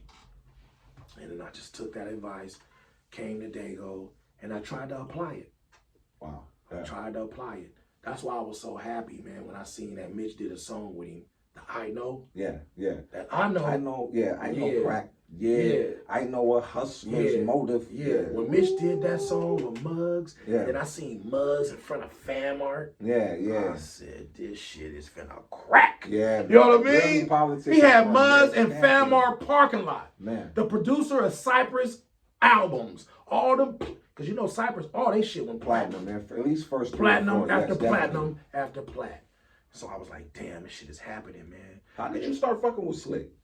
Well, me and Slick been friends since Lincoln High School. We went to school together. Okay. So y'all played sports or y'all just was like... Well, Mitch played sports before Lincoln. He was a quarterback. Oh, wow. You know, Mitch was a quarterback? Hell shit. yeah. Okay. Mitch was... He had an arm? Hell yeah. Let's go. I gotta ask. Slick had an arm. Okay. Okay. That's what people don't know about Slick. Okay. We played, I played VP football, so we had to walk from Market Street to 4-5 Park. Yeah. For us to play football. But Mitch was a star, bro. I think Mitch played with Terrell Davis. Terrell Davis also went to Lincoln with us. Yeah. So Terrell went to Lincoln with us. Mitch was a quarterback, and he was good, bro. That's crazy. He could have pursued football. He could have. I don't know how it would have worked out, but he was good in VP. He could have got a scholarship. He was good. I'm gonna ask him, but I know he went to college, all that. See, Slick went to college. He had a college. He went to college. I didn't know that, but I know he's very involved with the Lincoln High School football program. Right. You see, that's why he's involved because, and they don't want to give Lincoln High School the props that they deserve. That's why the homie Achilles Smith, Big up Akili. Akili, he used to train my son So in the quarterback game as big well. up to Akili, Southeast legend. Come on, man. Straight up. Oregon, straight out of Oregon, right? Oregon. He went and played at fucking Grossmont 1 year, went to Oregon and went to the league. Ain't that crazy? He went to Oregon and became the man. Come on, man. Stop hating on. Yo, that's a whole different story. It's a whole other story. And guess what? Yeah. Akili is doing the story right now. So what's coming soon is San Diego 4 Heisman Trophy winners. 4 Heisman. So I'm working with Akili right now because I'm trying to produce the score of it. Come on. That might be on ESPN, Showtime, Apple, or we don't know what's going to happen. But right now, that's an incredible story. Akili Smith's story is so special. Akili is bringing out the 4 Heisman Trophy winners in Dago. Come on, man. And he's trying to work that out. Rest in peace, though, Rashad Salam. Rashad Salam, Southeast legend. You know, and I went to his mom's and pop's school. They had a Rashid Salam, you know, Marcus Allen, yeah, Ricky Williams, yeah. Come on, man. And who else? Is somebody else? There's Marcus Allen, Ricky Williams. There's Rashawn Salam. Okay, there's so Reggie Bush, but they took Reggie Bush. Yeah. There we go. We got a long lineage. It's a long list, man. And you know what's so cool about it? Yeah. No one wants to talk about it. Nah. They don't want to talk about Dago, San Diego's 4 Heisman Trophy winners. Are you kidding me? Come on, man. It ain't no special on it. No, man, look, man, we tired of the hate. Yeah. We're tired of the hate when it comes to the music, and we're tired of the hate when it comes to the football. We tired of this shit. That's what this platform is for, man. To highlight, like our success, our lineage in San Diego, man. Emmy Award winners. Come on, man. I kind of want to go swerve back to when you were dealing with Hammer and he was trying to make that transition with Death Row. Like, what were you seeing around there at that time? Well, at that time when we was making the transition, he said, we was coming from Romania. Mm-hmm. So we in the air, we drinking, we on the plane. Yeah. And you know me, I'm scared as shit. I'm on a plane for 20 fucking hours. Is this motherfucker gonna land right? What the fuck is going on? So we got a lot to talk about. Yeah. So he like, look, we're going to Death Row. We're gonna transfer and go to Death Row. So I'm like, all right. Okay. In my mind, I'm about to meet Dr. Dre. Yeah. You know what I'm saying? Yeah, of course. Come on, man. I'm a producer. I'm an artist. So in my mind, I ain't saying nothing to Hammer. I don't want him to feel insecure about nothing. Yeah. But I'm like, I'm about to meet Dr. Dre. Yes. So when I get there, I don't meet Dr. Dre. Oh, fuck. Heartbreaking, bro. I don't meet him. Ooh. But who I do meet, when I get there, I meet Corrupt, the Kingpin, and I met, rest in peace, Tupac Shakur. Oh shit, for real? Suge Knight. Tupac. You have any combos with Pac? I had a convo with Pac. Oh, wow. Suge's office. We got there. He said, I was in Rikers Island prison, Cricket. I seen your video flossing. And I seen Sultry Funk. Yeah. He said, how did you niggas make my big homie sound so good? Come on, man. So then that's when I was like, damn, Pac seen my video. So I was like, okay. He said, so I think you guys will fit good here at Death Row Records. And I was like, okay. So I asked, where's everybody who I'm going to be working with? And then he explained to me, he said something, he's like, well, Dr. Dre's not going to be here no more. So you remember in the WA movie when Dr. Dre went in the office, I guess Dre did that already. Yeah. So once he told me that, I was like, damn. You know what I mean? Yeah. Because I wanted to learn more from Dr. Dre. Come on, man. I wanted to learn more. He's pretty much the blueprint of West Coast music, right? Right. And then it was me and Steve there. We out of Dago, and I already felt like we cut through a lot of red tape. We cut through a lot of things, and we went with Hammer, and now we're here. And You know, so I'm thinking, you know, I'm just, I think I was in my 20s, so I'm like, it's about to happen. Oh, come on. So by him telling me that Dre wasn't gonna be here no more, I met Corrupt. I did meet Corrupt. I didn't meet Daz at that time. I didn't meet Snoop. I was Corrupt. Corrupt was very cool. Very cool, man. It's one of the dopest, one of the most underrated. Nah, he's one of the dopest MCs in the world. He's one of my top 5. Oh, come on. Corrupt is one of my top 5. Who is your top 5 MCs? I mean, it's definitely LL. Okay. It's definitely Corrupt. Okay. It's definitely Nas. Okay. We got 3. What 3 I say? Who the first one? Corrupt. Nas. LL. LL. Okay. Definitely Rakim. Ra. So who can I put? After that, I'm gonna put Big Daddy Kane. Ooh. That's it. That's a classic. Just 5. in that first 5, not even 10. What about top 5 groups? Top 5 groups, EPMD, Run DMC, Tribe Called Quest, Outkast. It's one more, right? Yeah. Who can I put as one more in the groups? I already know who I would. Who would you say? P. Public Enemy. There it is. Eric Sadler. You have to. Chuck D. Yes. Now speaking of those producers, I want you, before we get out of here, I want you kind of like, I know you worked with a lot of notable artists, man. Like, can you give me a few names or someone who really stood out? That I worked with? Yeah, like, I know we know the Mitchy Slicks, we know the J.O. Felonies, but it goes way deeper than that. It goes deeper than that. I definitely enjoy working with Max B. How was that, man? On the Domain Diego album. Ooh, one of the craziest albums. All platforms. That's Max B, the wavy. Free the Max waviness. B. Free Max. Hey, Max, when you get out, you already know to fly to San Diego and let's do this album. Ow. You already know. So you got Max B. I was happy of doing Busy Bone and Lazy Bones album, Bone Brothers 3. How was that, man? That was dope because we did that album in Santee at Nick Cannon's studio, Cannon Ball. Oh shit. With your boy Jazz. Jazz did so good. He was the engineer of all those records. Yeah. And the most thing I was happy about is that the big homie Nemo from Sickness.net, CEO, he made it to where I produced the record for Busy Bone and Pitbull. Wow. Both of them is Grammy Award winners. And I never thought that would happen, that I can have on my resume that I produced Grammy Award winners. That's 50 million in, probably over 50 million in. Right. So I didn't even know how Nemo got that verse. Wow. How the fuck you get a verse from Pitbull? Yeah, that's, Nemo, people don't understand, man. That's a silent legend in San Diego as well, man. He was like really instrumental in linking like major connections for San Diego artists, right? So when I did that, I was like, damn, things is happening again. Mm-hmm. So now when it came to some West Coast shit, Nemo called me one morning. I was at home. He said, Cricet, come meet me at Claim Jumpers in La Mesa. Yeah. Come meet me at Claim Jumpers. And he ain't tell me shit. Come meet me at Claim Jumpers, and I got the Claim Jumpers, man. I walked in Claim Jumpers, homie. Motherfucker had on his Dickies and shit. This person had on his Dickies.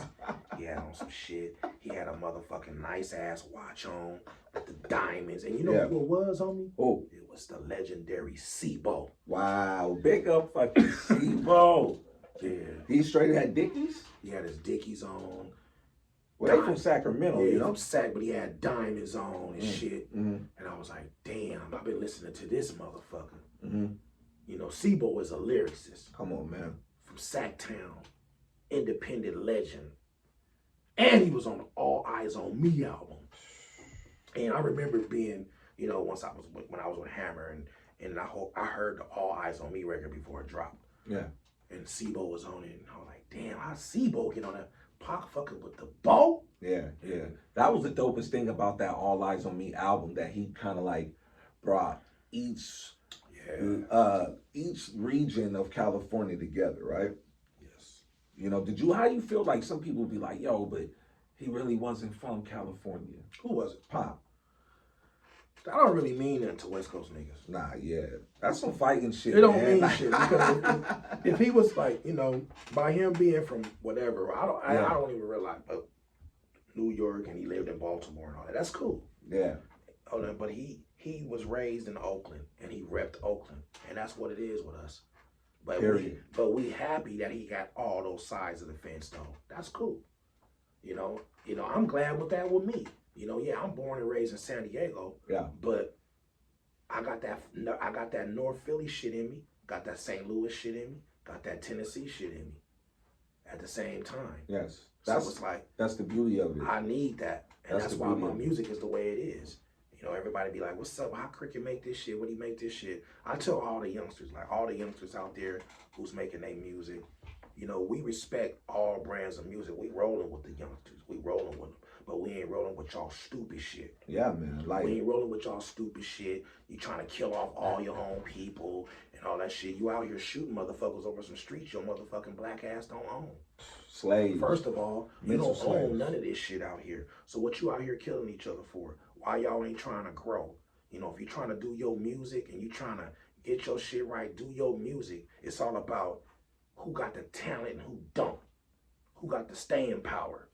Yeah. Who don't. Yeah. We don't give a fuck about who you didn't kill, nigga. You doing 100 years for some stupid shit. Yeah. Let that shit go. Let's get this music going. Let's get this San Diego powerhouse going. Let's launch this shit.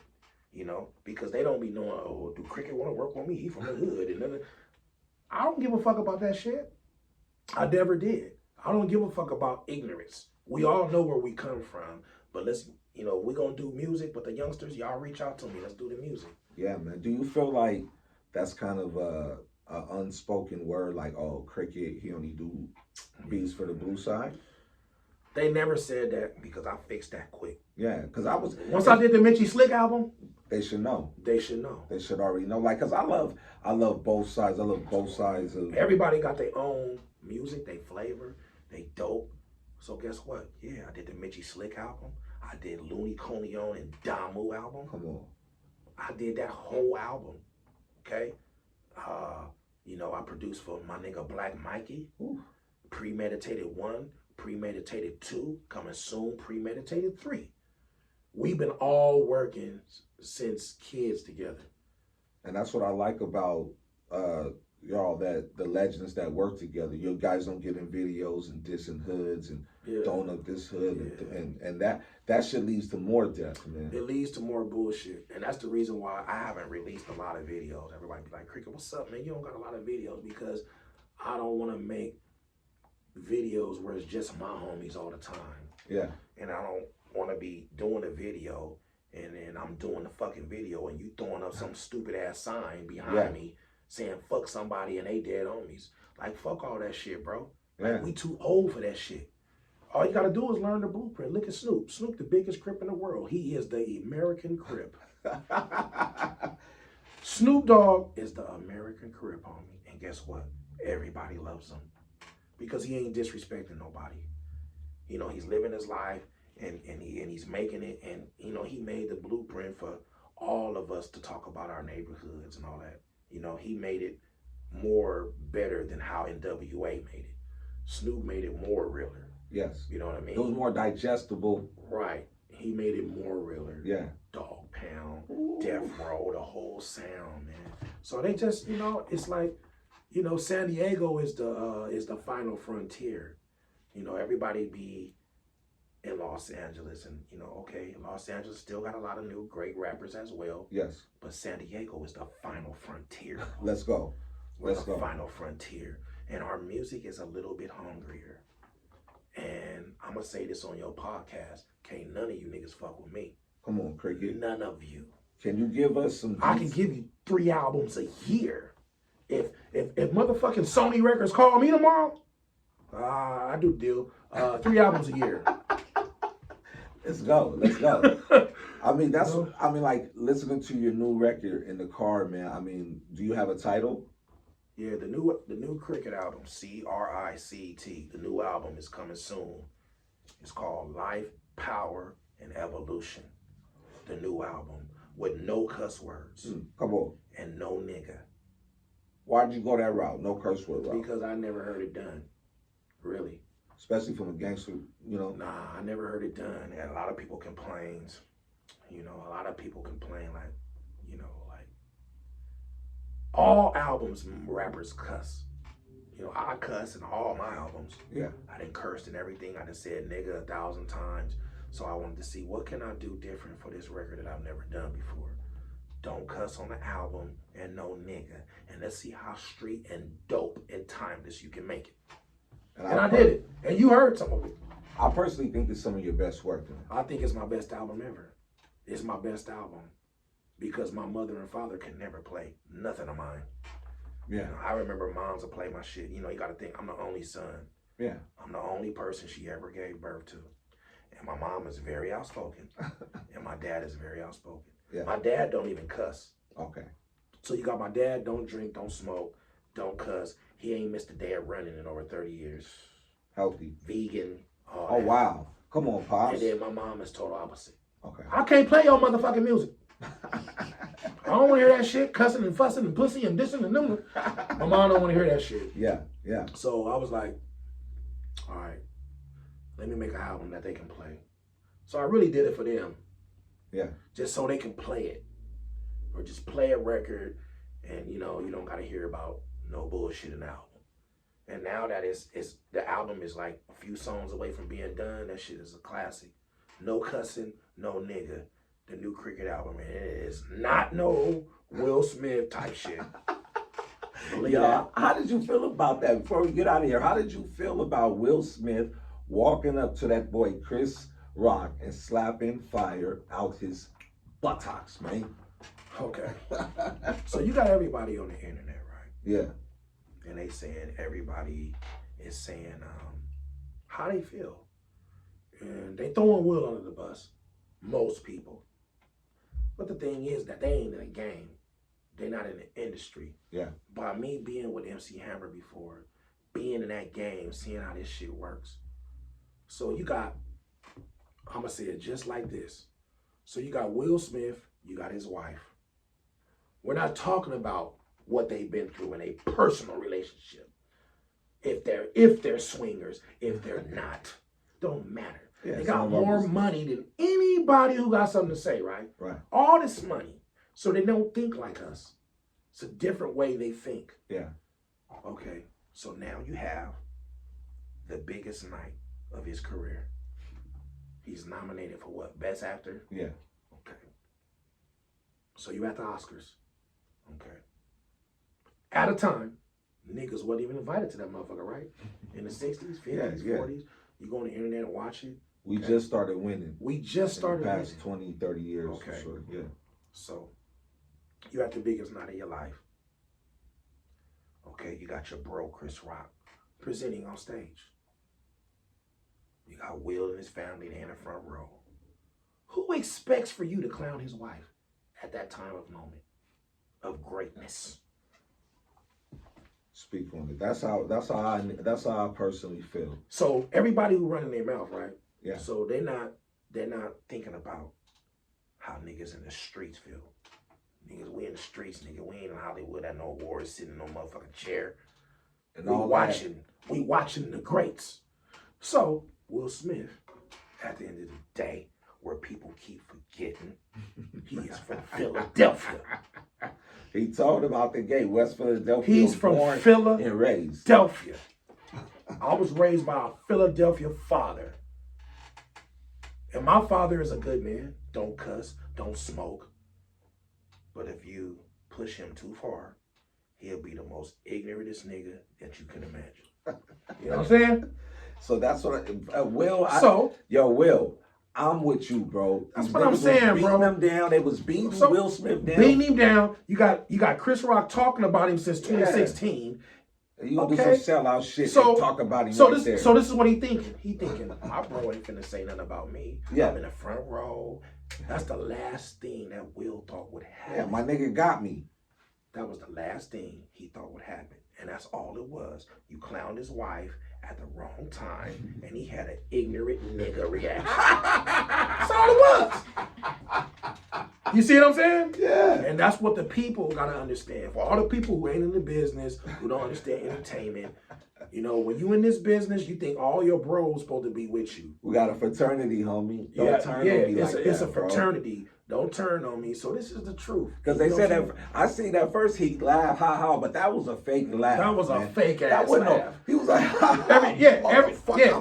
Everybody's like, but he laughed first at it. Yeah, that's what your square ass feel. You know how many times I laughed, nigga? But in the inside, I wanted to fuck you up. Yeah. You know what I mean? My best fights been done be like, ha ha, that square up, nigga. You know what I'm saying? So all I say is this, you know, don't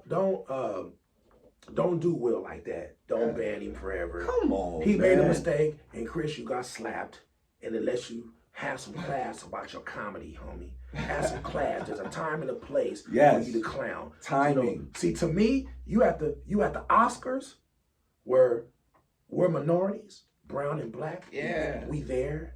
So that ain't no time for you to be clowning your bro. Yeah. So to me, Chris Rock was the coon. Coon ass. You the coon ass nigga. Because nigga, let's check it out, homie. You clowning a homie on his best night of his life. So to me, you the coon. Facts. To me, you the coon. Facts. Because honestly, if I'm coming from Southeast, I'm coming from Market Street, I did a fucking movie and I'm nominated for an Oscar, and this nigga clown me, nigga, I'm finna go on the stage.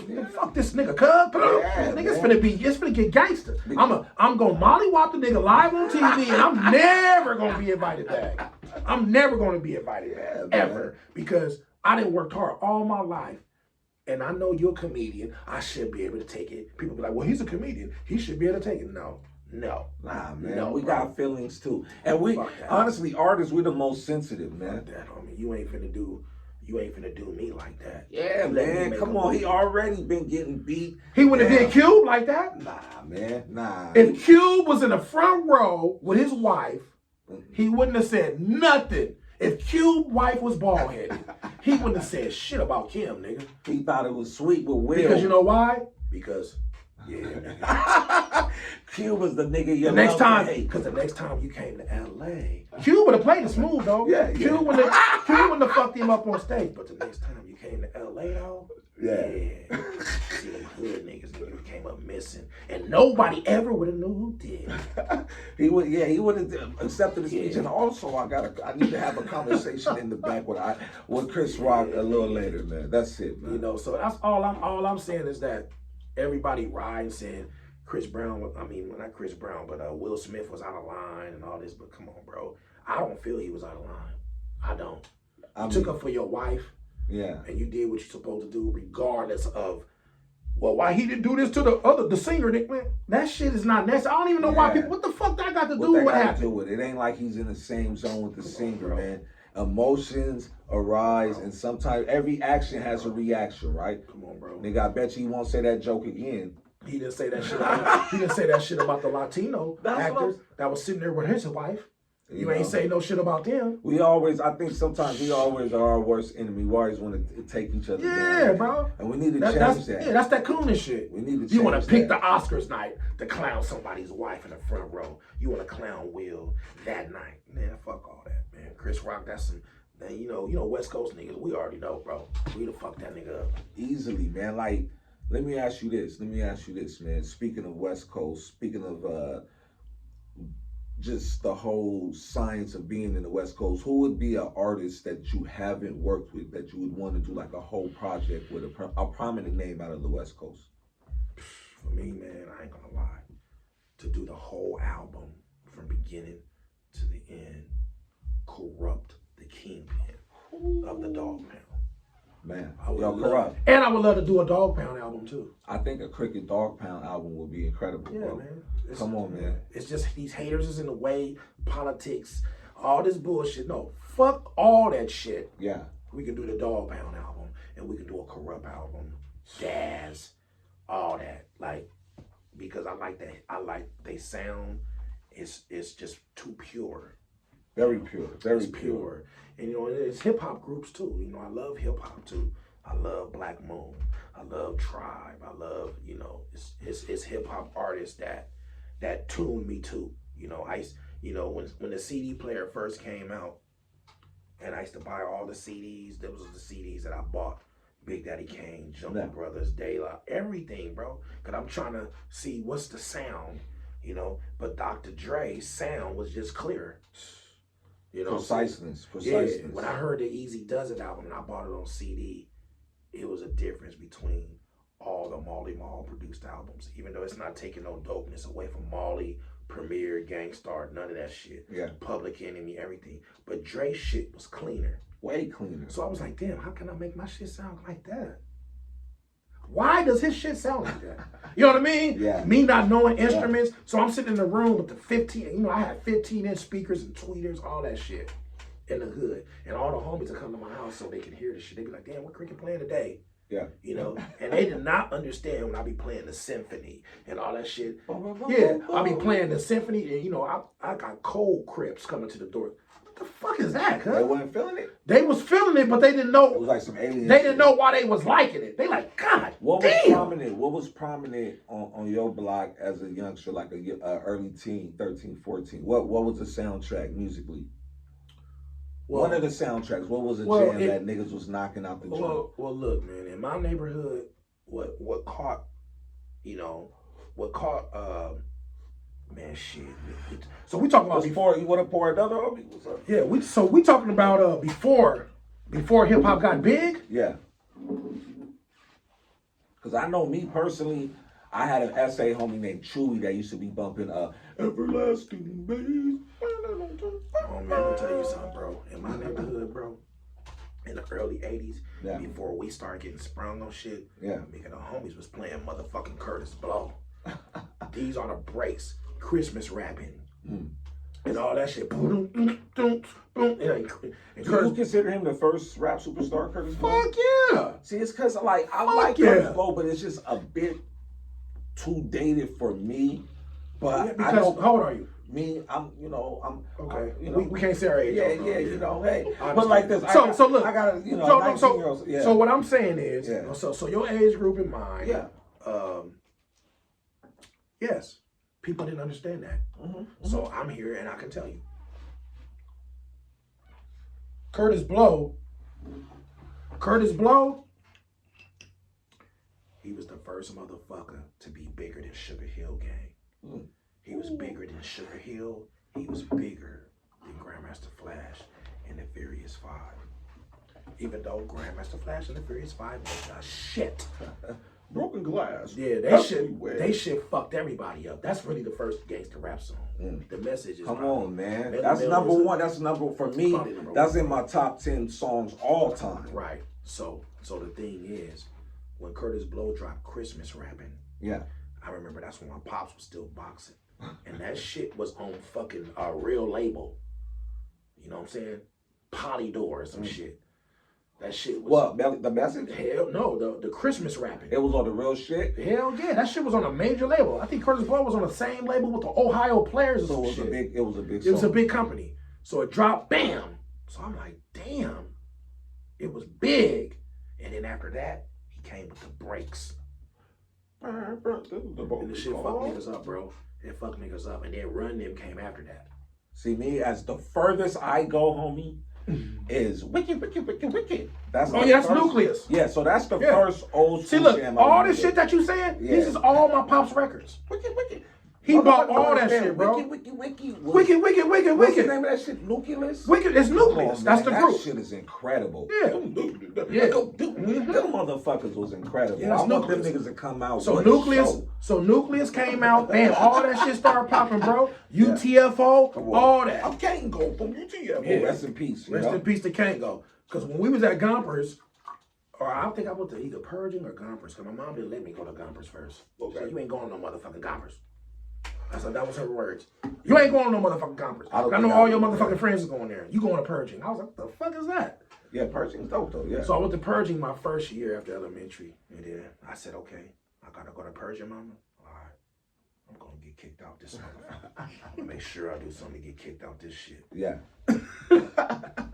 That's how kids think, man. That's how kids think. Like that, like, so I went to Purging, and after that I went to Stanley.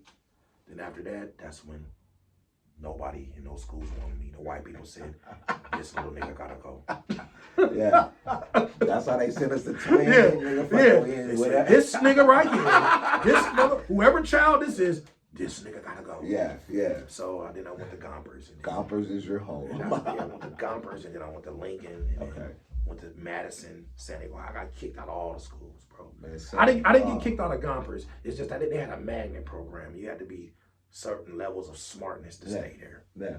That's what they don't get about Gompers. Gompers is a very smart school. It is, especially right now. They got all kinds of high. They even got a basketball team now. A bunch of white kids was bused to Gompers. Gompers is a very intelligent school. Man, all kinds of and they don't want computer to talk programs. about that. For real, like I knew a couple kids that hoop for the Gompers team. I see them at the Jackie Robinson YMCA. Right. And you know, it just surprised me, like, because it has a bad reputation, just like Lincoln High, but it's actually a lot of beneficial programs. That's how Southeast is in general. It's definitely, I feel like a bouquet of beautiful roses, but the things that get showcased is the dry weeds, right? Yeah. You know? Yeah, so the thing is, man, what keeps me going anyway, what even keeps me going in music is that San Diego has so much talent. It's a big place, it's beautiful, you know. I've been around the whole world, and I can tell everybody, young and old, I done been around the whole world, Japan, all this shit. Yeah. And don't nothing look better than San Diego. Nah, man. You get to this motherfucker, I be like, damn, our shit look good compared to these other places. Big time. I'm gonna tell you the biggest difference when I moved to Los Angeles, when I first moved to Los Angeles, was seeing people go eat in restaurants that had a B rating. We don't see that in San Diego. That shit, you see that in San Diego, you would not walk in that motherfucker. Yeah, and I seen shit would be lined around the block for a B-rated store. You know what I'm saying? Your people's is good. They could go right there. But yeah, that was like the most mind-blowing shit, bro. So look, can I take a quick 5-minute intermission? Yeah, let's do it. Real quick. Let's do it. Let's go. Yeah. So we took a little intermission, smoke break, stretch our legs, man. And during that time, bro, you know, I'm a big wrestling fan. And I was checking out WrestleMania, I think, 38, something like that.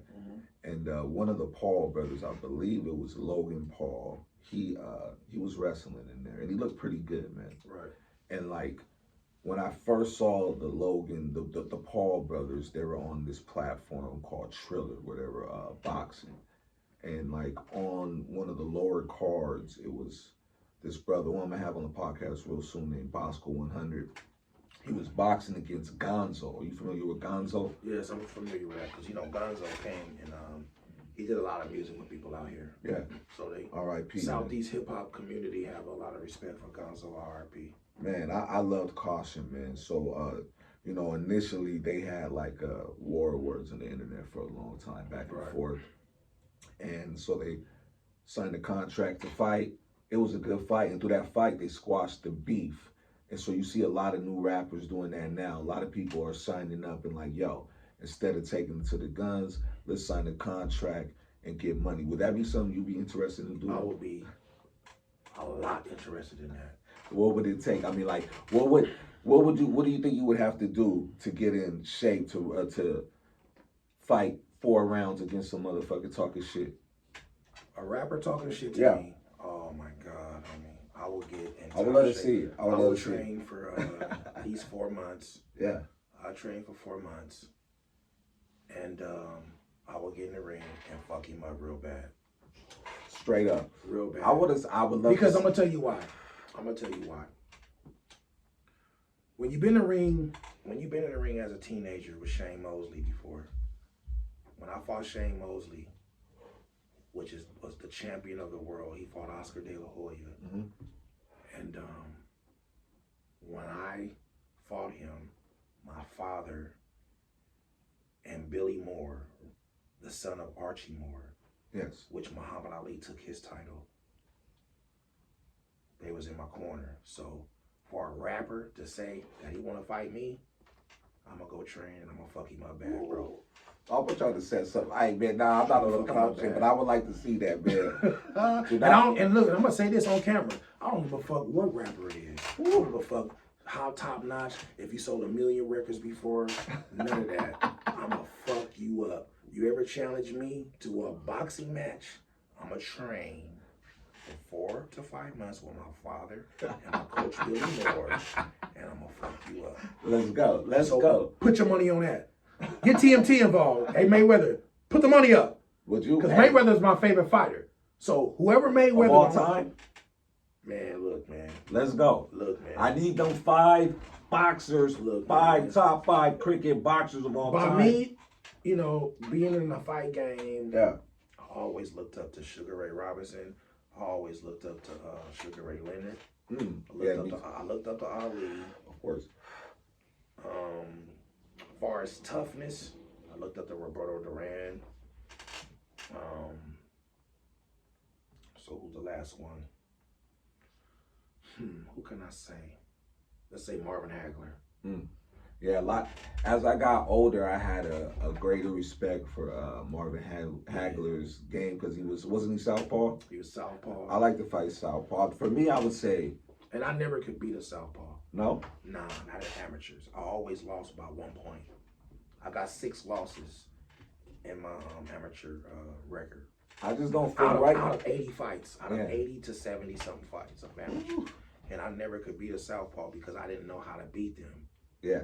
I didn't know as a right-hander, like, you know, if you're a boxer and you're in the ring and you're fighting somebody, you run into a lot of different talented people, right? Yeah. That's in the ring with you. Yeah. You know, you feel that you're the best fighter, of course, when you're in the ring. Yeah. But you will run into a fighter that have different qualities of you. Yeah.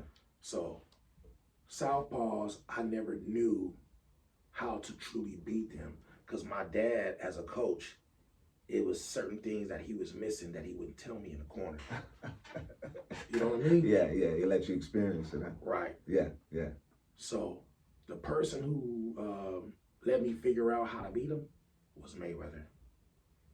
Once I watched Mayweather and I started watching his fights, I said, damn, that's how you beat him.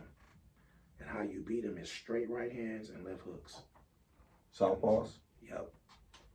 Makes sense. That's Makes how you sense. beat him. Because look, southpaws is this way. This is my left hand right here. Yeah. So boom.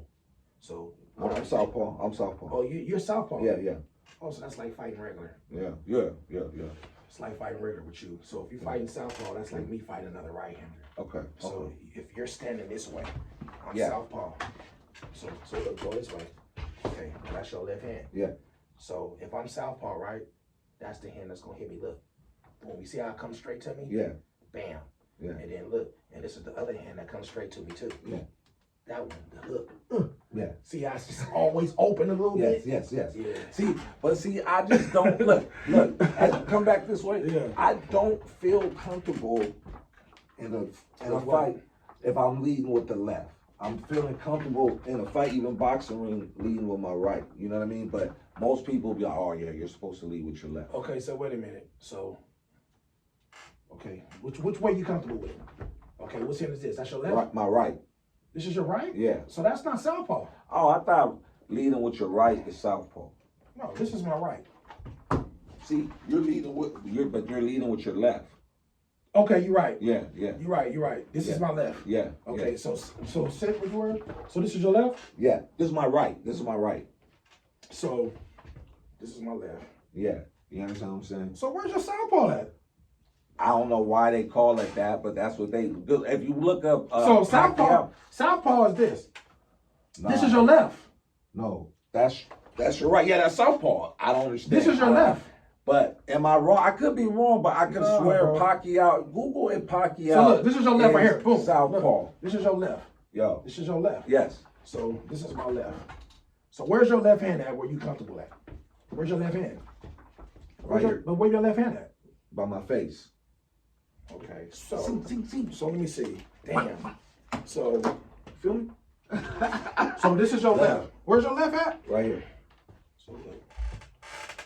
Yeah, this is your left. This is my right. Huh? This Your right hand is right here. no, this is my right. This is my right. He all think sky. He Nah, all man. think- That's your right. That's your right. This is my right. This is my right. So this is your right hand. Yes. So this southpaw.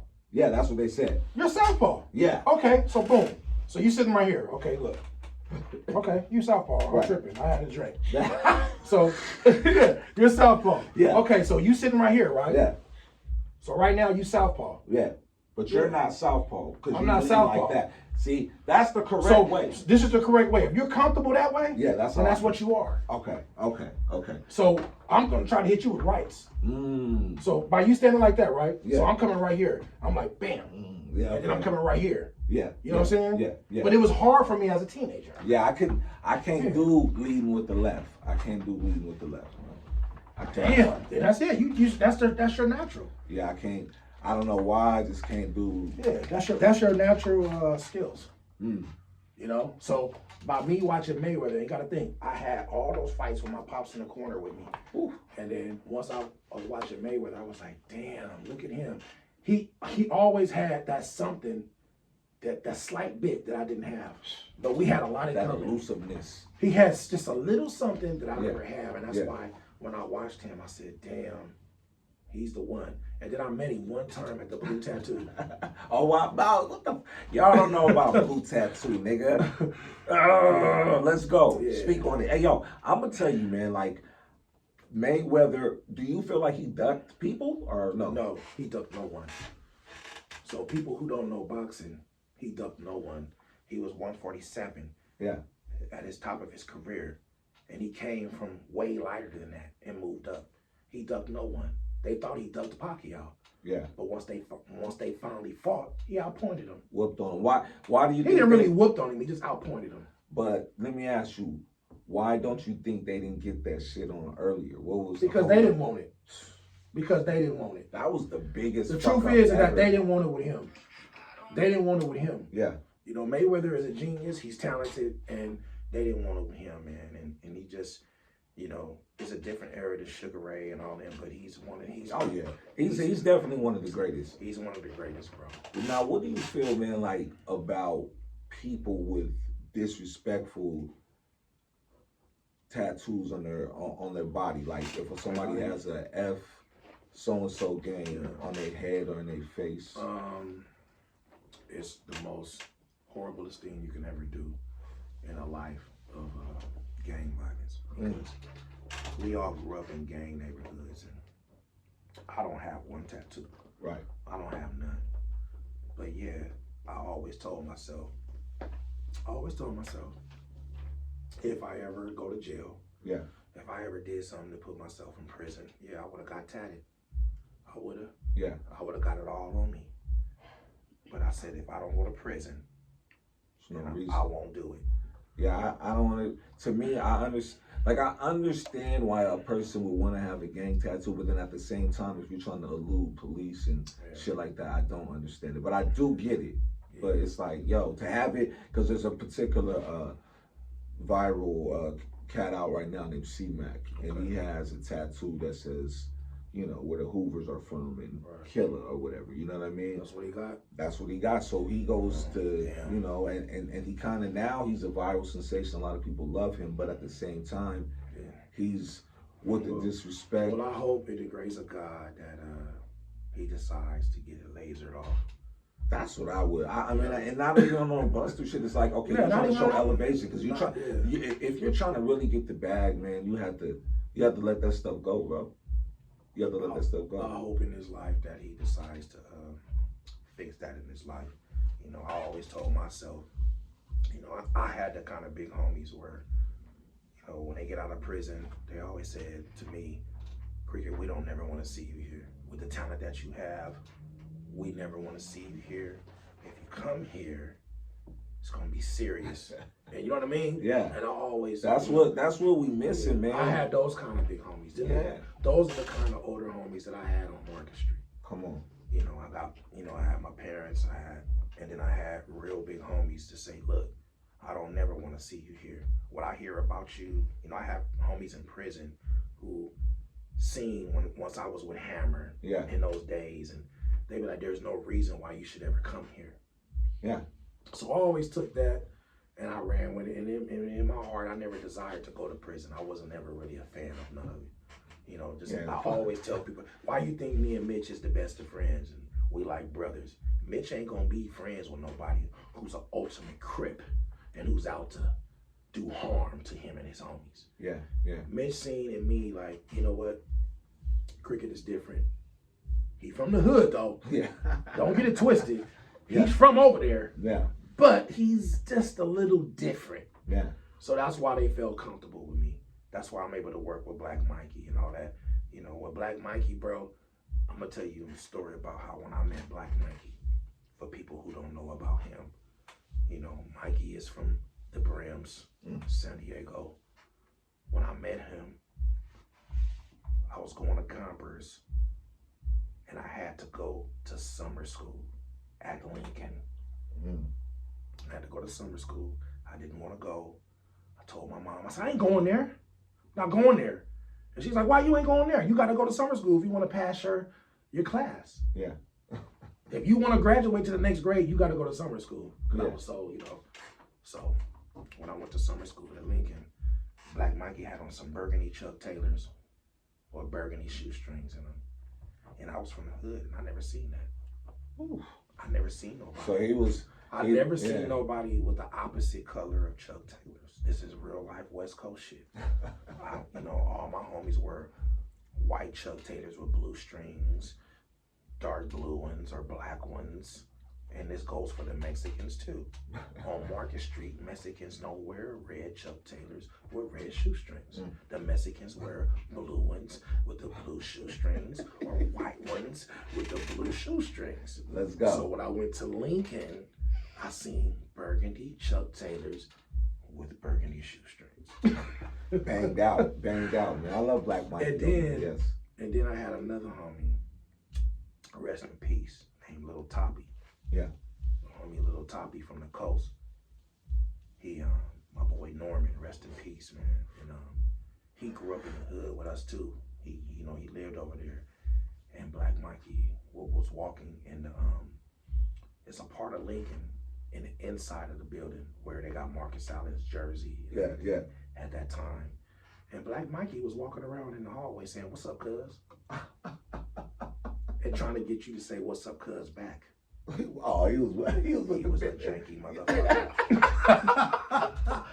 Black Mikey, yo. Black Mikey. Yo, and that's how I met him. Wow. And that's how I met him. I met him like that. And I said, this nigga saying, "What's up, cuz?" with some burgundy Chuck Taylors on. You know, you try to. With some burgundy shoestrings. And he's trying to get you to say, "What's up, cuz?" back. So all the bloods can jump you after school. Man, like. I knew it. I seen through it. And I'm like, oh, okay, this nigga right here, shady as a motherfucker. But at that time, I didn't know he was an MC. So I didn't say nothing. I kept walking that day. I was like, yeah, I ain't talking to that nigga. Yeah. That's one nigga that I'm not talking to. You know what I mean? And then, I went to class, and then, and then me and ZIG became rappers through Southeast. And then we met up with Black Mikey again because we became the Crush Foundation in rap music. And me and Zig was winning all the battles. We'll ditch school, go to all the high schools and battle all the rappers. And then Black Mikey felt like, okay, those dudes are the top dog. Who is this Cricket nigga? Who is this Zig nigga? Yeah. And Black Mikey, me and Zig was rapping off DJ instrumentals because I was a DJ. So I would take my Pops records, the JBs, James Brown Band, and then I will mix and sample their beats off the pause tapes. So pause tapes was so crazy. Pause tapes was so crazy. For sure. So we had the pause tape. I have Pop's pause tape, and then I have the turntable, and then I sample JB's, boom, and then I just pause the tape, and then and then record the beat again, so the beat will keep going on the tape. Yeah. Oof. That's when my boy Dijon, man, that's when we used to make our first fucking demos off pause tapes. Like, yeah, that's the true sign of a producer when you came from the pause tape eras. That's when you know, because that's when you know a nigga's gonna be nice. Killer, I think he started his shit off of pause tape. Q-Tip as well. Come on, man. So I'm pausing the tape, and then I let the instrumental keep going, boom, boom, boom. And then ZIG was like, how the fuck is you doing that? So when we rapping, the beat keep going. Yeah. Off the JBs. Ooh. So Black Mikey made a CD dissing us, talking big shit. Big shit. And it went all throughout Southeast. They go, Oh, shit. fuck Cricket and Zig and this and that. Boom, boom, boom. That's Oh, wow. how we met Black Mikey. This is straight. This is yeah, Black Mikey straight dissed us. I said, okay, nigga, this nigga didn't diss me. Okay, boom. And then on top of that, after he dissed us, so on Market Street, we had you know, you got the traditional gangbang spots, and then you got the hustler spots. Yeah. The hustler spots. This nigga Mikey came and met us on the hustler spot, where the homies don't come to. Yeah, yeah. So they called me. They beat me. We had beepers. Oh shit. They beat me. Beep, beep, beat me and shit. And I was like, what's up? They said, yeah, we got this rapper dude over here waiting for y'all. Oh, what the fuck? Yeah, this nigga came to the Wow. hood, homie, and was waiting for me to battle me in ZIG. That's real MC shit. Yeah, let's go. Real, I'm talking about real hip hop MC shit. So you got the homies. Look, Yeah. so you got the homies. What's up, that nigga over there, nigga? We Yeah. finna go. I said, nigga, you niggas bet not go over there and touch him, or I'm gonna box you niggas Junior Olympic style. Whew, let's go. So the homies Facts. like, oh shit. Certain homies like, well, we just gonna let you go. I said, yeah, this is rap shit. Yeah. So went over there and we battled Mikey, and then it was like a tie. We battled, but he came to the How hood, was he? though. He was styling it. So any nigga who think he's a gangbanger and think he's the super Don move central, nigga, look, Black Mikey came to the hood on Market Street by himself to battle rap us. Let's fucking go, man. That's how serious we Let's was go. about our hip hop, bro. And after that day when we battled, we've been the best of friends ever since. Man. At this age now, I done produced 2 of his albums, and we on his 3rd album. That's my bro. He's still And he got a child by my homegirl from the set. lineage, bro. Lineage. You know what I'm saying? Yeah. Lineage, bro. Like Mikey is, he's the true essence of Southeast hip hop music, bro. Let me ask you this: have you done any records with Big June? Yeah, I did something on a few Big June albums. Okay. Because when you tap into the Big June is the first. He's one of the first Southeast rappers to put a tape out. Period. You got Rest in Peace, Gangsta Earn. Mm. You got Green Eyes. Yeah. And they put out their records. That's crazy with Green Eyes. Remember, everybody thought he died, Yeah. and then he came back. He's like Right. Christian rap now. You know. Green Eyes came out with a very powerful single Ooh. in Southeast San Diego that took over. It really caught traction. It did good. Green Eyes, Prime Suspect. Yeah. And, Yo, is one of them cats? Is he still in jail?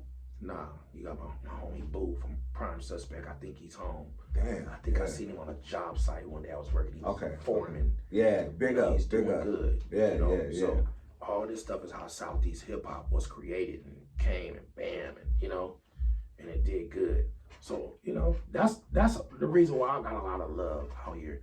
They seen the work that I put in. Yeah. We all put in major work. So there's no reason why we shouldn't be flourishing in Los Angeles with the greats. Like, what's the problem?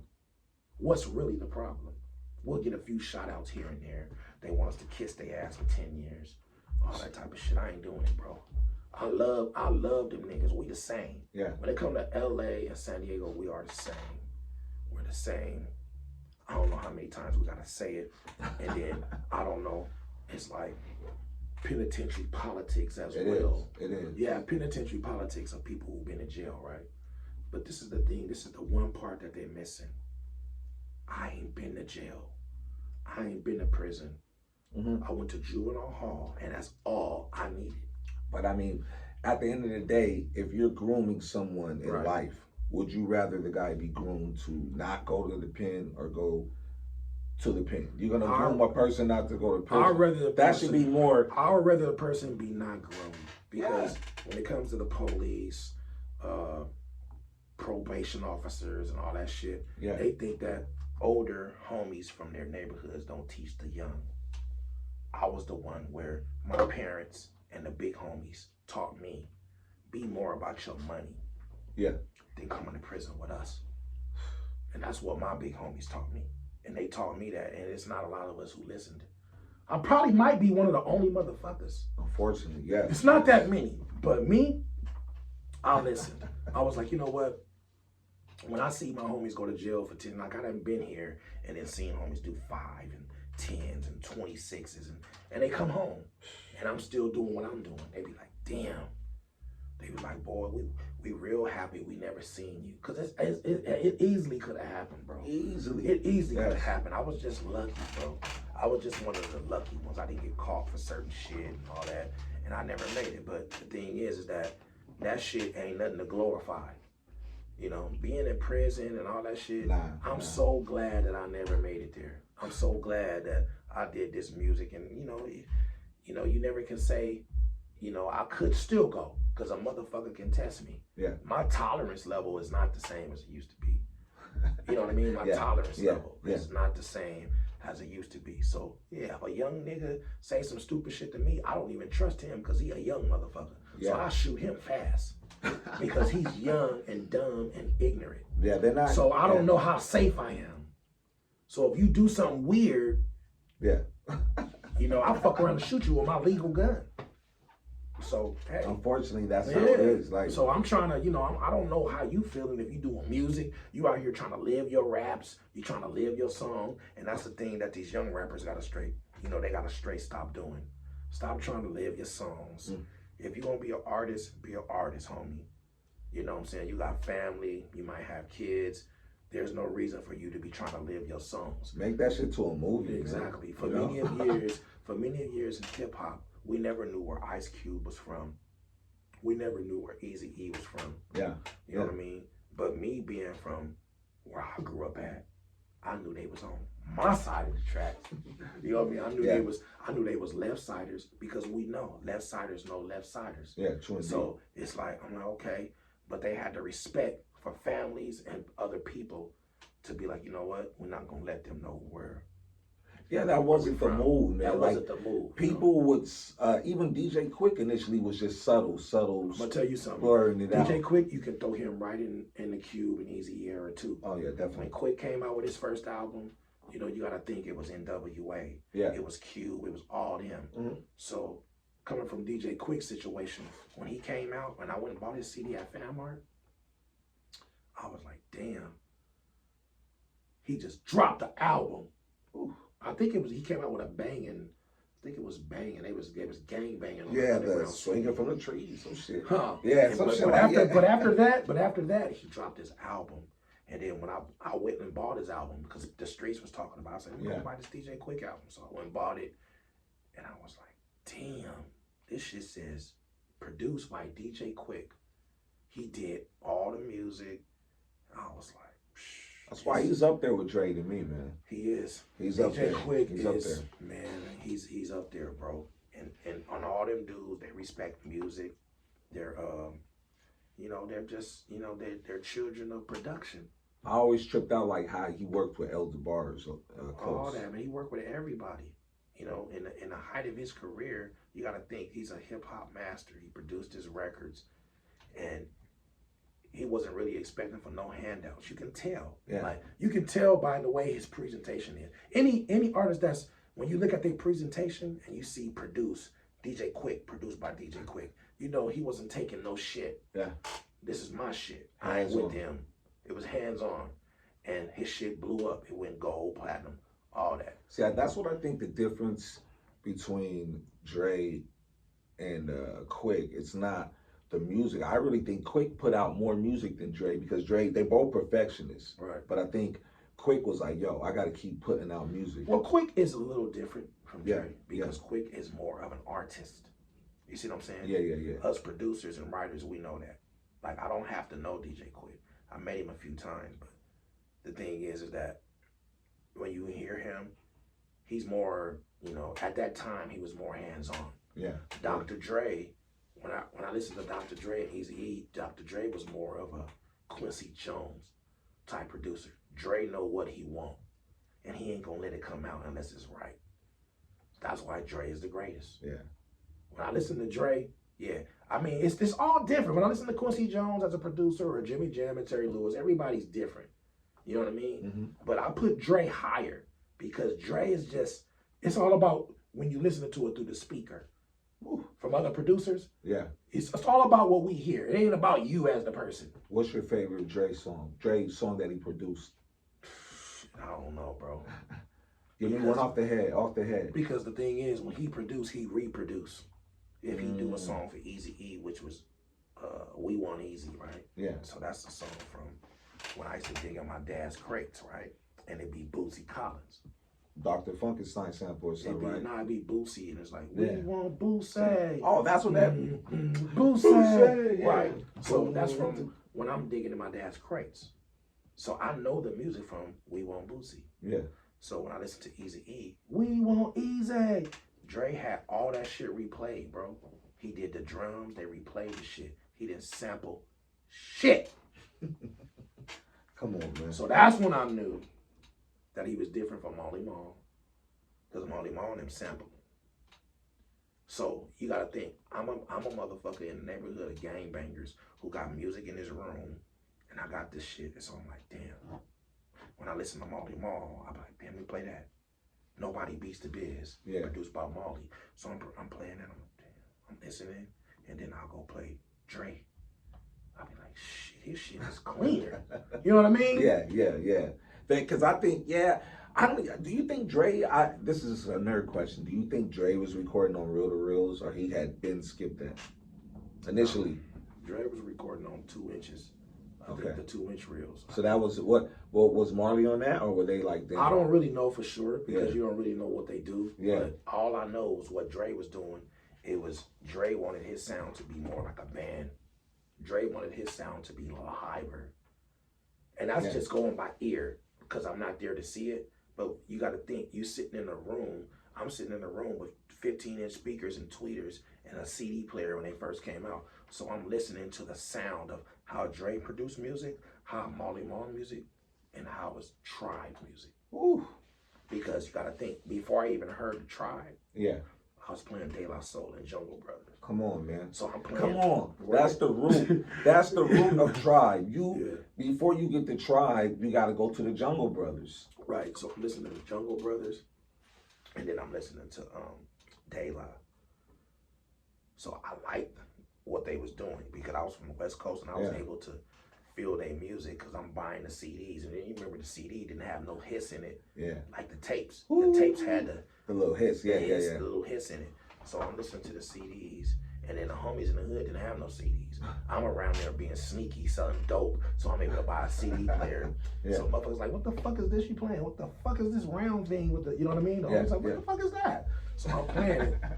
So as I'm playing that music, I'm like, okay. And now I'm figuring out sound. Mm-hmm. So I'm figuring out Dre sound and Molly Mall sound. And then I'm listening to De La and Jungle Brothers. But when Tribe dropped, I had got kicked out of Lincoln from our attendance. My attendance wasn't good. I was selling too much dope. Yeah.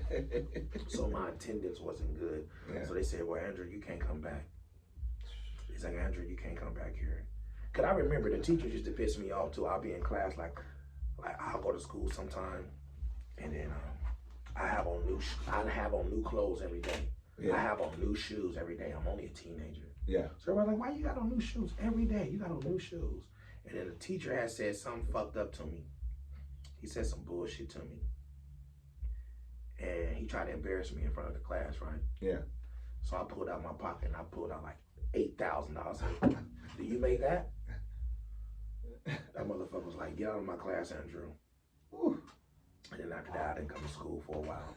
And my mom and them didn't really know because she go to work every day. Yeah. And then my dad was in the Navy. That's the gift and the curse of working class parents, man. We run the streets. So I was able to ditch. So when the school called them, they went home. When the attendants called to see, well, why your son wasn't here, they wasn't home. So, but they eventually found out. You know, they eventually found out. And then, you know. How did they feel, man, when they found out you was, they knew you was selling crack? No. Okay, but they knew you was hustling? They knew it was something. Damn. Because my mom went in my closet one day. Ooh. She went in my closet and she seen like 20 pairs of shoes, clothes, all through the shit. She's like, I ain't buy this shit. I ain't bought none of this shit. Yeah, you know what I'm saying? Parents will make you take your shit back. Know. You parents are gonna know. Bike they ain't you ain't gonna never fool you. You're never gonna fool your parents. You're never gonna fool your parents. And I remember my dad was stationed out of town. He came back home. And then I came home one day and everything in my room was fucked up. Yeah. Clothes was thrown everywhere, drawers was pulled out. I'm like, this nigga think he about to find something. That's when you know you're in trouble, when you go to the room and it's like a bomb hitting you. Yeah. Like, fuck. I go to the room. Yeah. I said, Pops really think that I'm gonna leave something in the house. Come on, Pops. Yeah. I'm smarter than that. Yeah, sure indeed. But even though he didn't find nothing, I think it was Christmas morning. The Christmas tree was in it. Man, Pops bombed on me, bro. Dropped me. Oof. Yeah. Whatever you doing. Then from there, I never did it again. Once he found out what I, and then I just never did it again. I just changed my life. And from there, it was like, okay, I'm gonna just focus on this music. I was still training in boxing a little bit, but I never did it no more. What was the first piece of equipment you got? I got an S950. It was an S950. Yeah. And then started working with that. Then I started working with a mentor by the name of King P. His name is Earl Hamilton. Earl Hamilton had equipment all at his home, and he was a director. And he's also the guy who mentored Faison Love. Earl Hamilton. There you go, legends. Faison. Earl Hamilton, Faison. Yeah. Let's go. And after Earl Hamilton, my music was like, my hip hop, the way I produced my hip hop music was, the first person who I could really compare to me in hip hop was probably DJ Premier. Ooh. So when I hear DJ Premier, Cricket beats used to be like his. My beats used to be real dirty, like DJ Premier, grimy, and all sample orientated. Like sometimes you don't even know what the sample is because I didn't filter it, did all type of. So once I started doing that, when I produced J.O. Felony, before we got on Def Jam, my music was like that. Okay. So it was some beats that I made for J.O. that sound strictly like Queens. Ooh. Sound like Tribe-ish. So it was this A&R from Jam Master Jay Records named Randy Allen. Randy Allen heard how I produced the music, and he was like, hold on, man. Is that Randy Allen? Yeah, Randy Allen. I think he's rest in peace. Or is he's involved. Word on the streets, he's involved with Jam Master Jay's murder. Oh, that's why the name. You know what? I do remember that. Keep going. He was involved in that. Yeah, that's the word on the street. I don't know if he's been implicated or what. I didn't hear about that. Yeah. So keep going. Yes. I produced J.O. and he heard the music, and I think he came to San Diego. Randy actually flew here. He came here. He came to Market Street, walked in the house, and he heard it, and he made a phone call.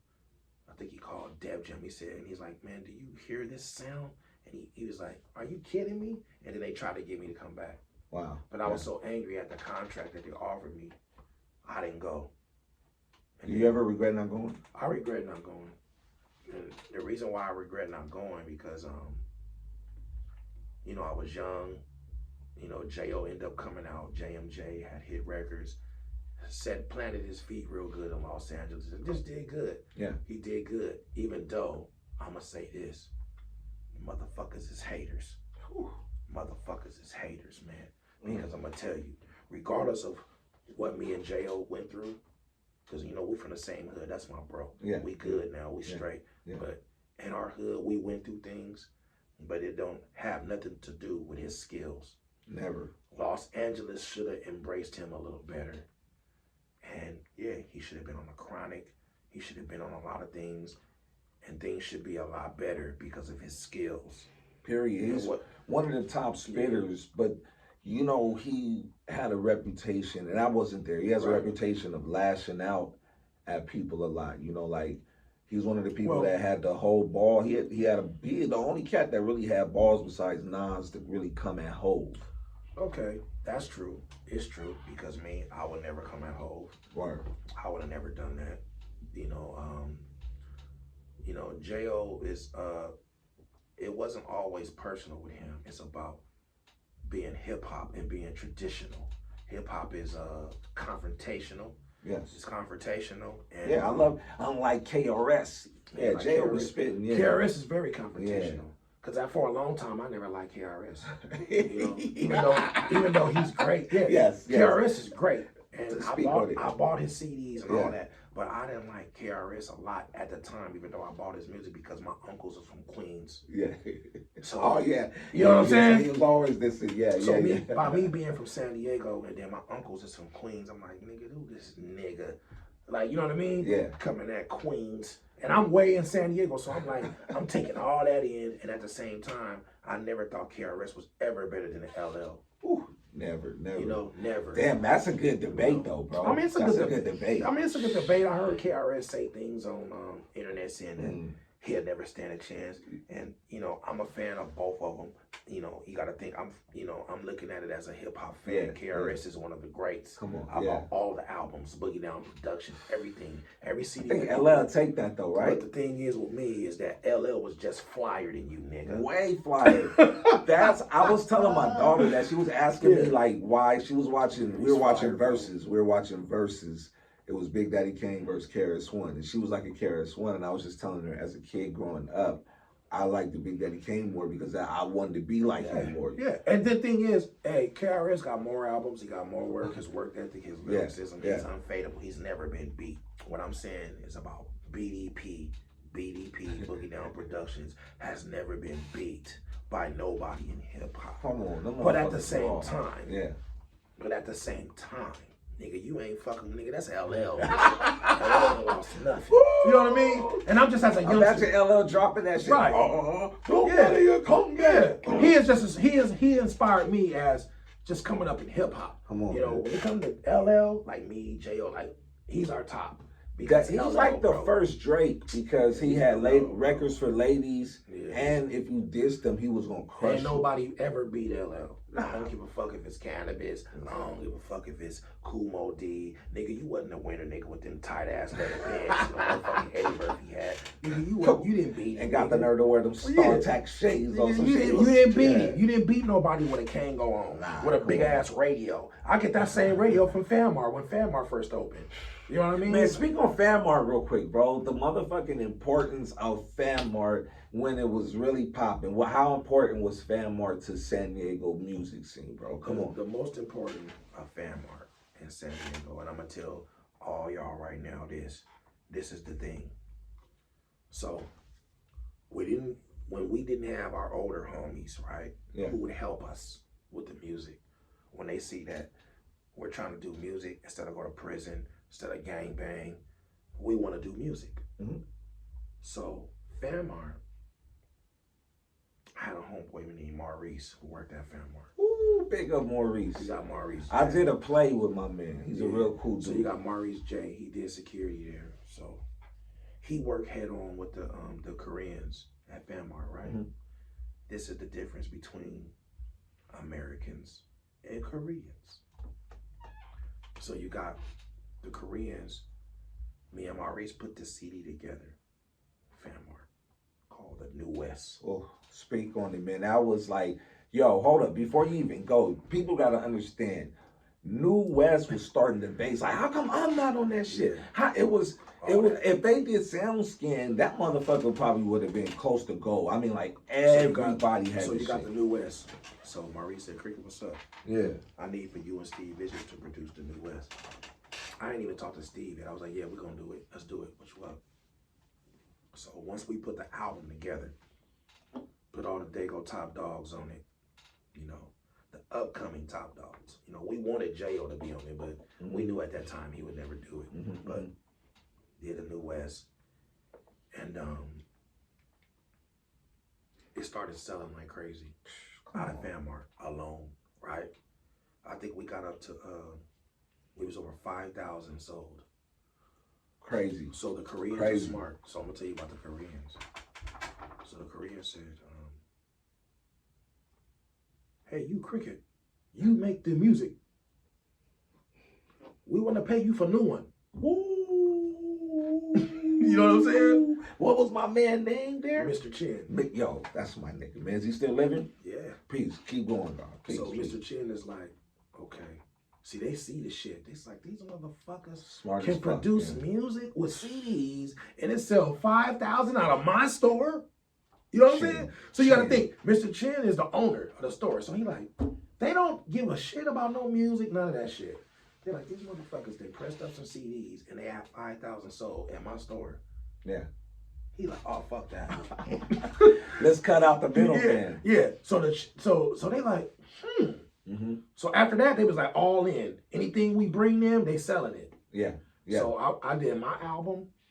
I did my first 2 albums was War Paint and Blue Damien, right? Yes. So I press up 1,000 CDs on each one. I sell all of them. Yeah. I remember I was staying with, I left Dago, went to my mom's and pop's house. My daughter was born. Went to mom's and pop's house on the East Coast. Yes, sir. So I'm on the East Coast, and I released Blue Damien from there. So take it to Mr. Chin and Fanward.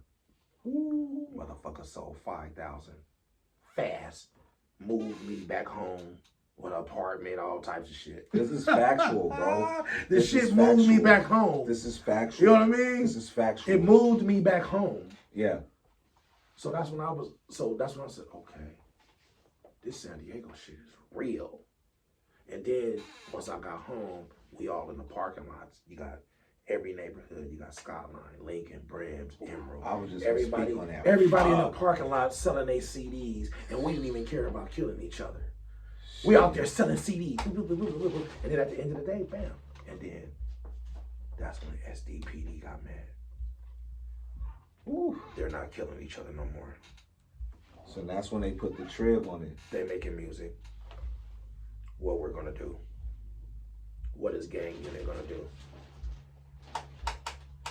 Let's get rid of the cricket in this music and all these motherfucking rappers, because we're not gonna have no jobs because they're in the parking lot selling fucking music together. Yeah, not causing problems. You see what I'm saying? That was like our Slauson Mall, bro. There we go. Come on, bro. If you guys didn't go to FanMart in its heyday, you can go get a haircut. You can get the illest clothes, whatever you need, whatever school supplies. All I'm trying to do is do something positive for the town. Come on, man. I had it inside me. Let's change how they look at us. Let's do this. And I was just trying to change things. So we was in the parking lot selling CDs together, making money. Everything started happening. Everything was popping, bro. And then next thing you know, you see FanMart on the news. They're making mixtapes, selling people's music. Boom, boom, boom, boom, boom. Everything shut down, and then FanMart changed. And they try to make it seem like it's because they were selling bootleg music. But what they really did, they were shutting down Southeast hip hop. They shut us down. Heavy. Because of what we was doing, releasing all these records. Sugar Racing Station, Blue Damien, War Paint, Damu, and Tiny Do. Come on. And all these records that was selling. They shut us down because of what we was trying to do. This is the San Diego problem. That is the problem. I just thought about this that. This is the San Diego problem. So if you're San Diego and you're America's finest, right? Yeah. This is what I'm going to say to San Diego. You're America's finest, right? Yeah. So if you're America's finest, why the fuck you don't want to make money? If you're America's finest, right? We have the talent to take over the world. So won't you just come and get involved and stop being a motherfucking hater? And that's all I'm saying. Everybody can be different. Yes. Everybody can be different. It can be hip hop artists, rap artists, singers, actors, this and that. You with the police department, you over there doing that, you tattletailing for a living. Yeah. That's what you want. Okay, that's what you do. Yeah. But don't stop the money. Don't ever stop the money. San Diego has the talent where we can compete with anybody around the world. Man. So why San Diego don't want that? It's 2022. You don't want that? How you don't want that? Yeah. Let's make the money. So if you got talent here in this city and kids want to be better by themselves, they want to choose music, let's get to the money. Stop that hating and let's make this money. There's billions and billions of dollars to make. That's all I'm saying. I mean, it's the eyes are still on us because are you familiar with that Instagram page, Dago TV? I've never seen it. What's that? Oh man, it's like one of the biggest. I would say one of the biggest social media platforms for San Diego, and it's real big. And that showed me like, oh, there's a whole different market that is untapped with the legends that need to be linked up. You know what I mean? There's a lot of rappers on there. Like there's a kid named I think you would like him named Lil Weirdo. He's a Hispanic dude. Are you familiar with him? I've been hearing about him. I think I've been hearing about who else I've been hearing about? I've been hearing about Oway. Oh wait, yo, yes. I've been hearing about. I need to get him on the podcast. What's the other dude? KT Foreign. Yes, sir. I've been hearing about him. Yeah, TC4. They're cracking on there. Hey, TC3. TC4 and TC3. Them some good little homies of mine. And then you know what? All we gotta do is come together, some form or some fashion, and make it happen. Especially with this music, bro. You know, and a lot of them want to say, well, Steve Vicious and Cricket, they did Dr. Dre's out of town. And I mean, you know, you can't compare me. I always say, you can't compare me to him, because if I had the millions that he had, all you motherfuckers would be with me. You know what I mean? And that's what people need to take heed to. And it's gonna happen, but we can't also, there's a lot of bridge burning even within certain units that we gotta stop, man. We have to stop hating. Yeah. For the first thing in San Diego hip hop, this is all y'all gotta do to fix everything.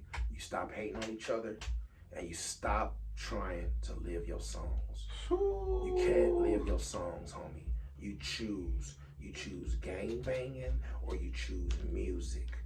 You choose money. So you make your choice. You can talk about your past, but don't be trying to live your raps. Because I'm going to tell you something, homie. You already know.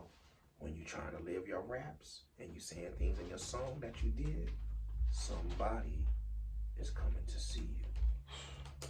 Somebody is coming to see you, homie. Because you know how this game go. We all grew up in it. I grew up in mine. I grew up in yours. You talking that shit that you done did. Somebody coming to see you. You bragging. Come on, bro. You know, that's why I gotta say rest in peace to the homie Nipsey Hussle. I gotta say, you know, happy birthday to him. You know, his anniversary when he died was a few days ago. 2 days ago, man. And that was one of the saddest cases. I gotta say this about Nip, because Nip is different from any Los Angeles rapper. He's different because when he made his footprints in this game, he came to San Diego and he built his base here with us. He came here and he built with us, and he let us know that he fucking with us. He did a few concerts. He had my little homies with him. Yeah, I seen that. And I respected it. And I respect him more than any MC who ever came out of Los Angeles, because of the way he did it. It's because of the way he did it. You know what I mean? He was so community based. He knew to tap in. He tapped knew in. where to tap in. He was bringing us together. Yeah. You know. He tapped in with y'all side. He tapped in with Slick, but he definitely tapped in with 47, 41. He did. He tapped in with 47th Street. Yeah. My little homies. And he did it. And he tapped in with Mitch, because my son was at one of his concerts. And he said, Dad, Mitch, he said, not Mitch, but he said, Nipsey did a concert, Pops. He came out on stage with a Wrong Kind shirt on. I said, yeah. That's so hard. I said, yeah. See, that's what it is about. People understand the branding of each other, scratching each other's back. Some cats, they don't understand. Yo, do a favor. Nah, man, he did that out of love. When he did that on me, and I just always knew that he understood everything. He understood everything. So it's not too late. It's still time. You know, we got time to do things. You know, I got my new album coming out, Light, Power, and Evolution. And I don't know. You never know. It might really be my last album. Wow. So I can just concentrate and produce to everybody. And you know what I mean? Concentrate on producing, you know what I mean? Yes. I don't see myself, you know, keep making these albums, and I ain't. What about like CEO role? Yeah, all that. You know, producing people and making things better. Never stop. That's my advice to you. But every man is their own man. But I feel like with hip hop, we need to get into the Rolling Stones vibe, where we're still, as long as you could be on stage and breathe. And I personally feel like keep going. But I understand what you're saying. Right. But I really feel like that's another extension that we need to start embracing more, man. Yeah. Like, Rolling Stones, the Beatles, the whatever, Metallica, Guns N' Roses, they just we have to, and the reason why I'm still in the game because San Diego is still an untapped market. You have a lot of big stars from here. Come on, dude. But the thing is that we're an hour and a half away from LA, and we got things to do. It's so much money to be made here, and it's very stupid of the industry why this market ain't touched and blown all the way apart. You know what I mean? Yeah. It don't make no sense. But it's cool though, because it's here. The time is now. New Cricet album is dropping soon, man. Before I get out of here, I got one more question that I always ask every guest. What is your top 5 producers, man? Top 5 producers of all time?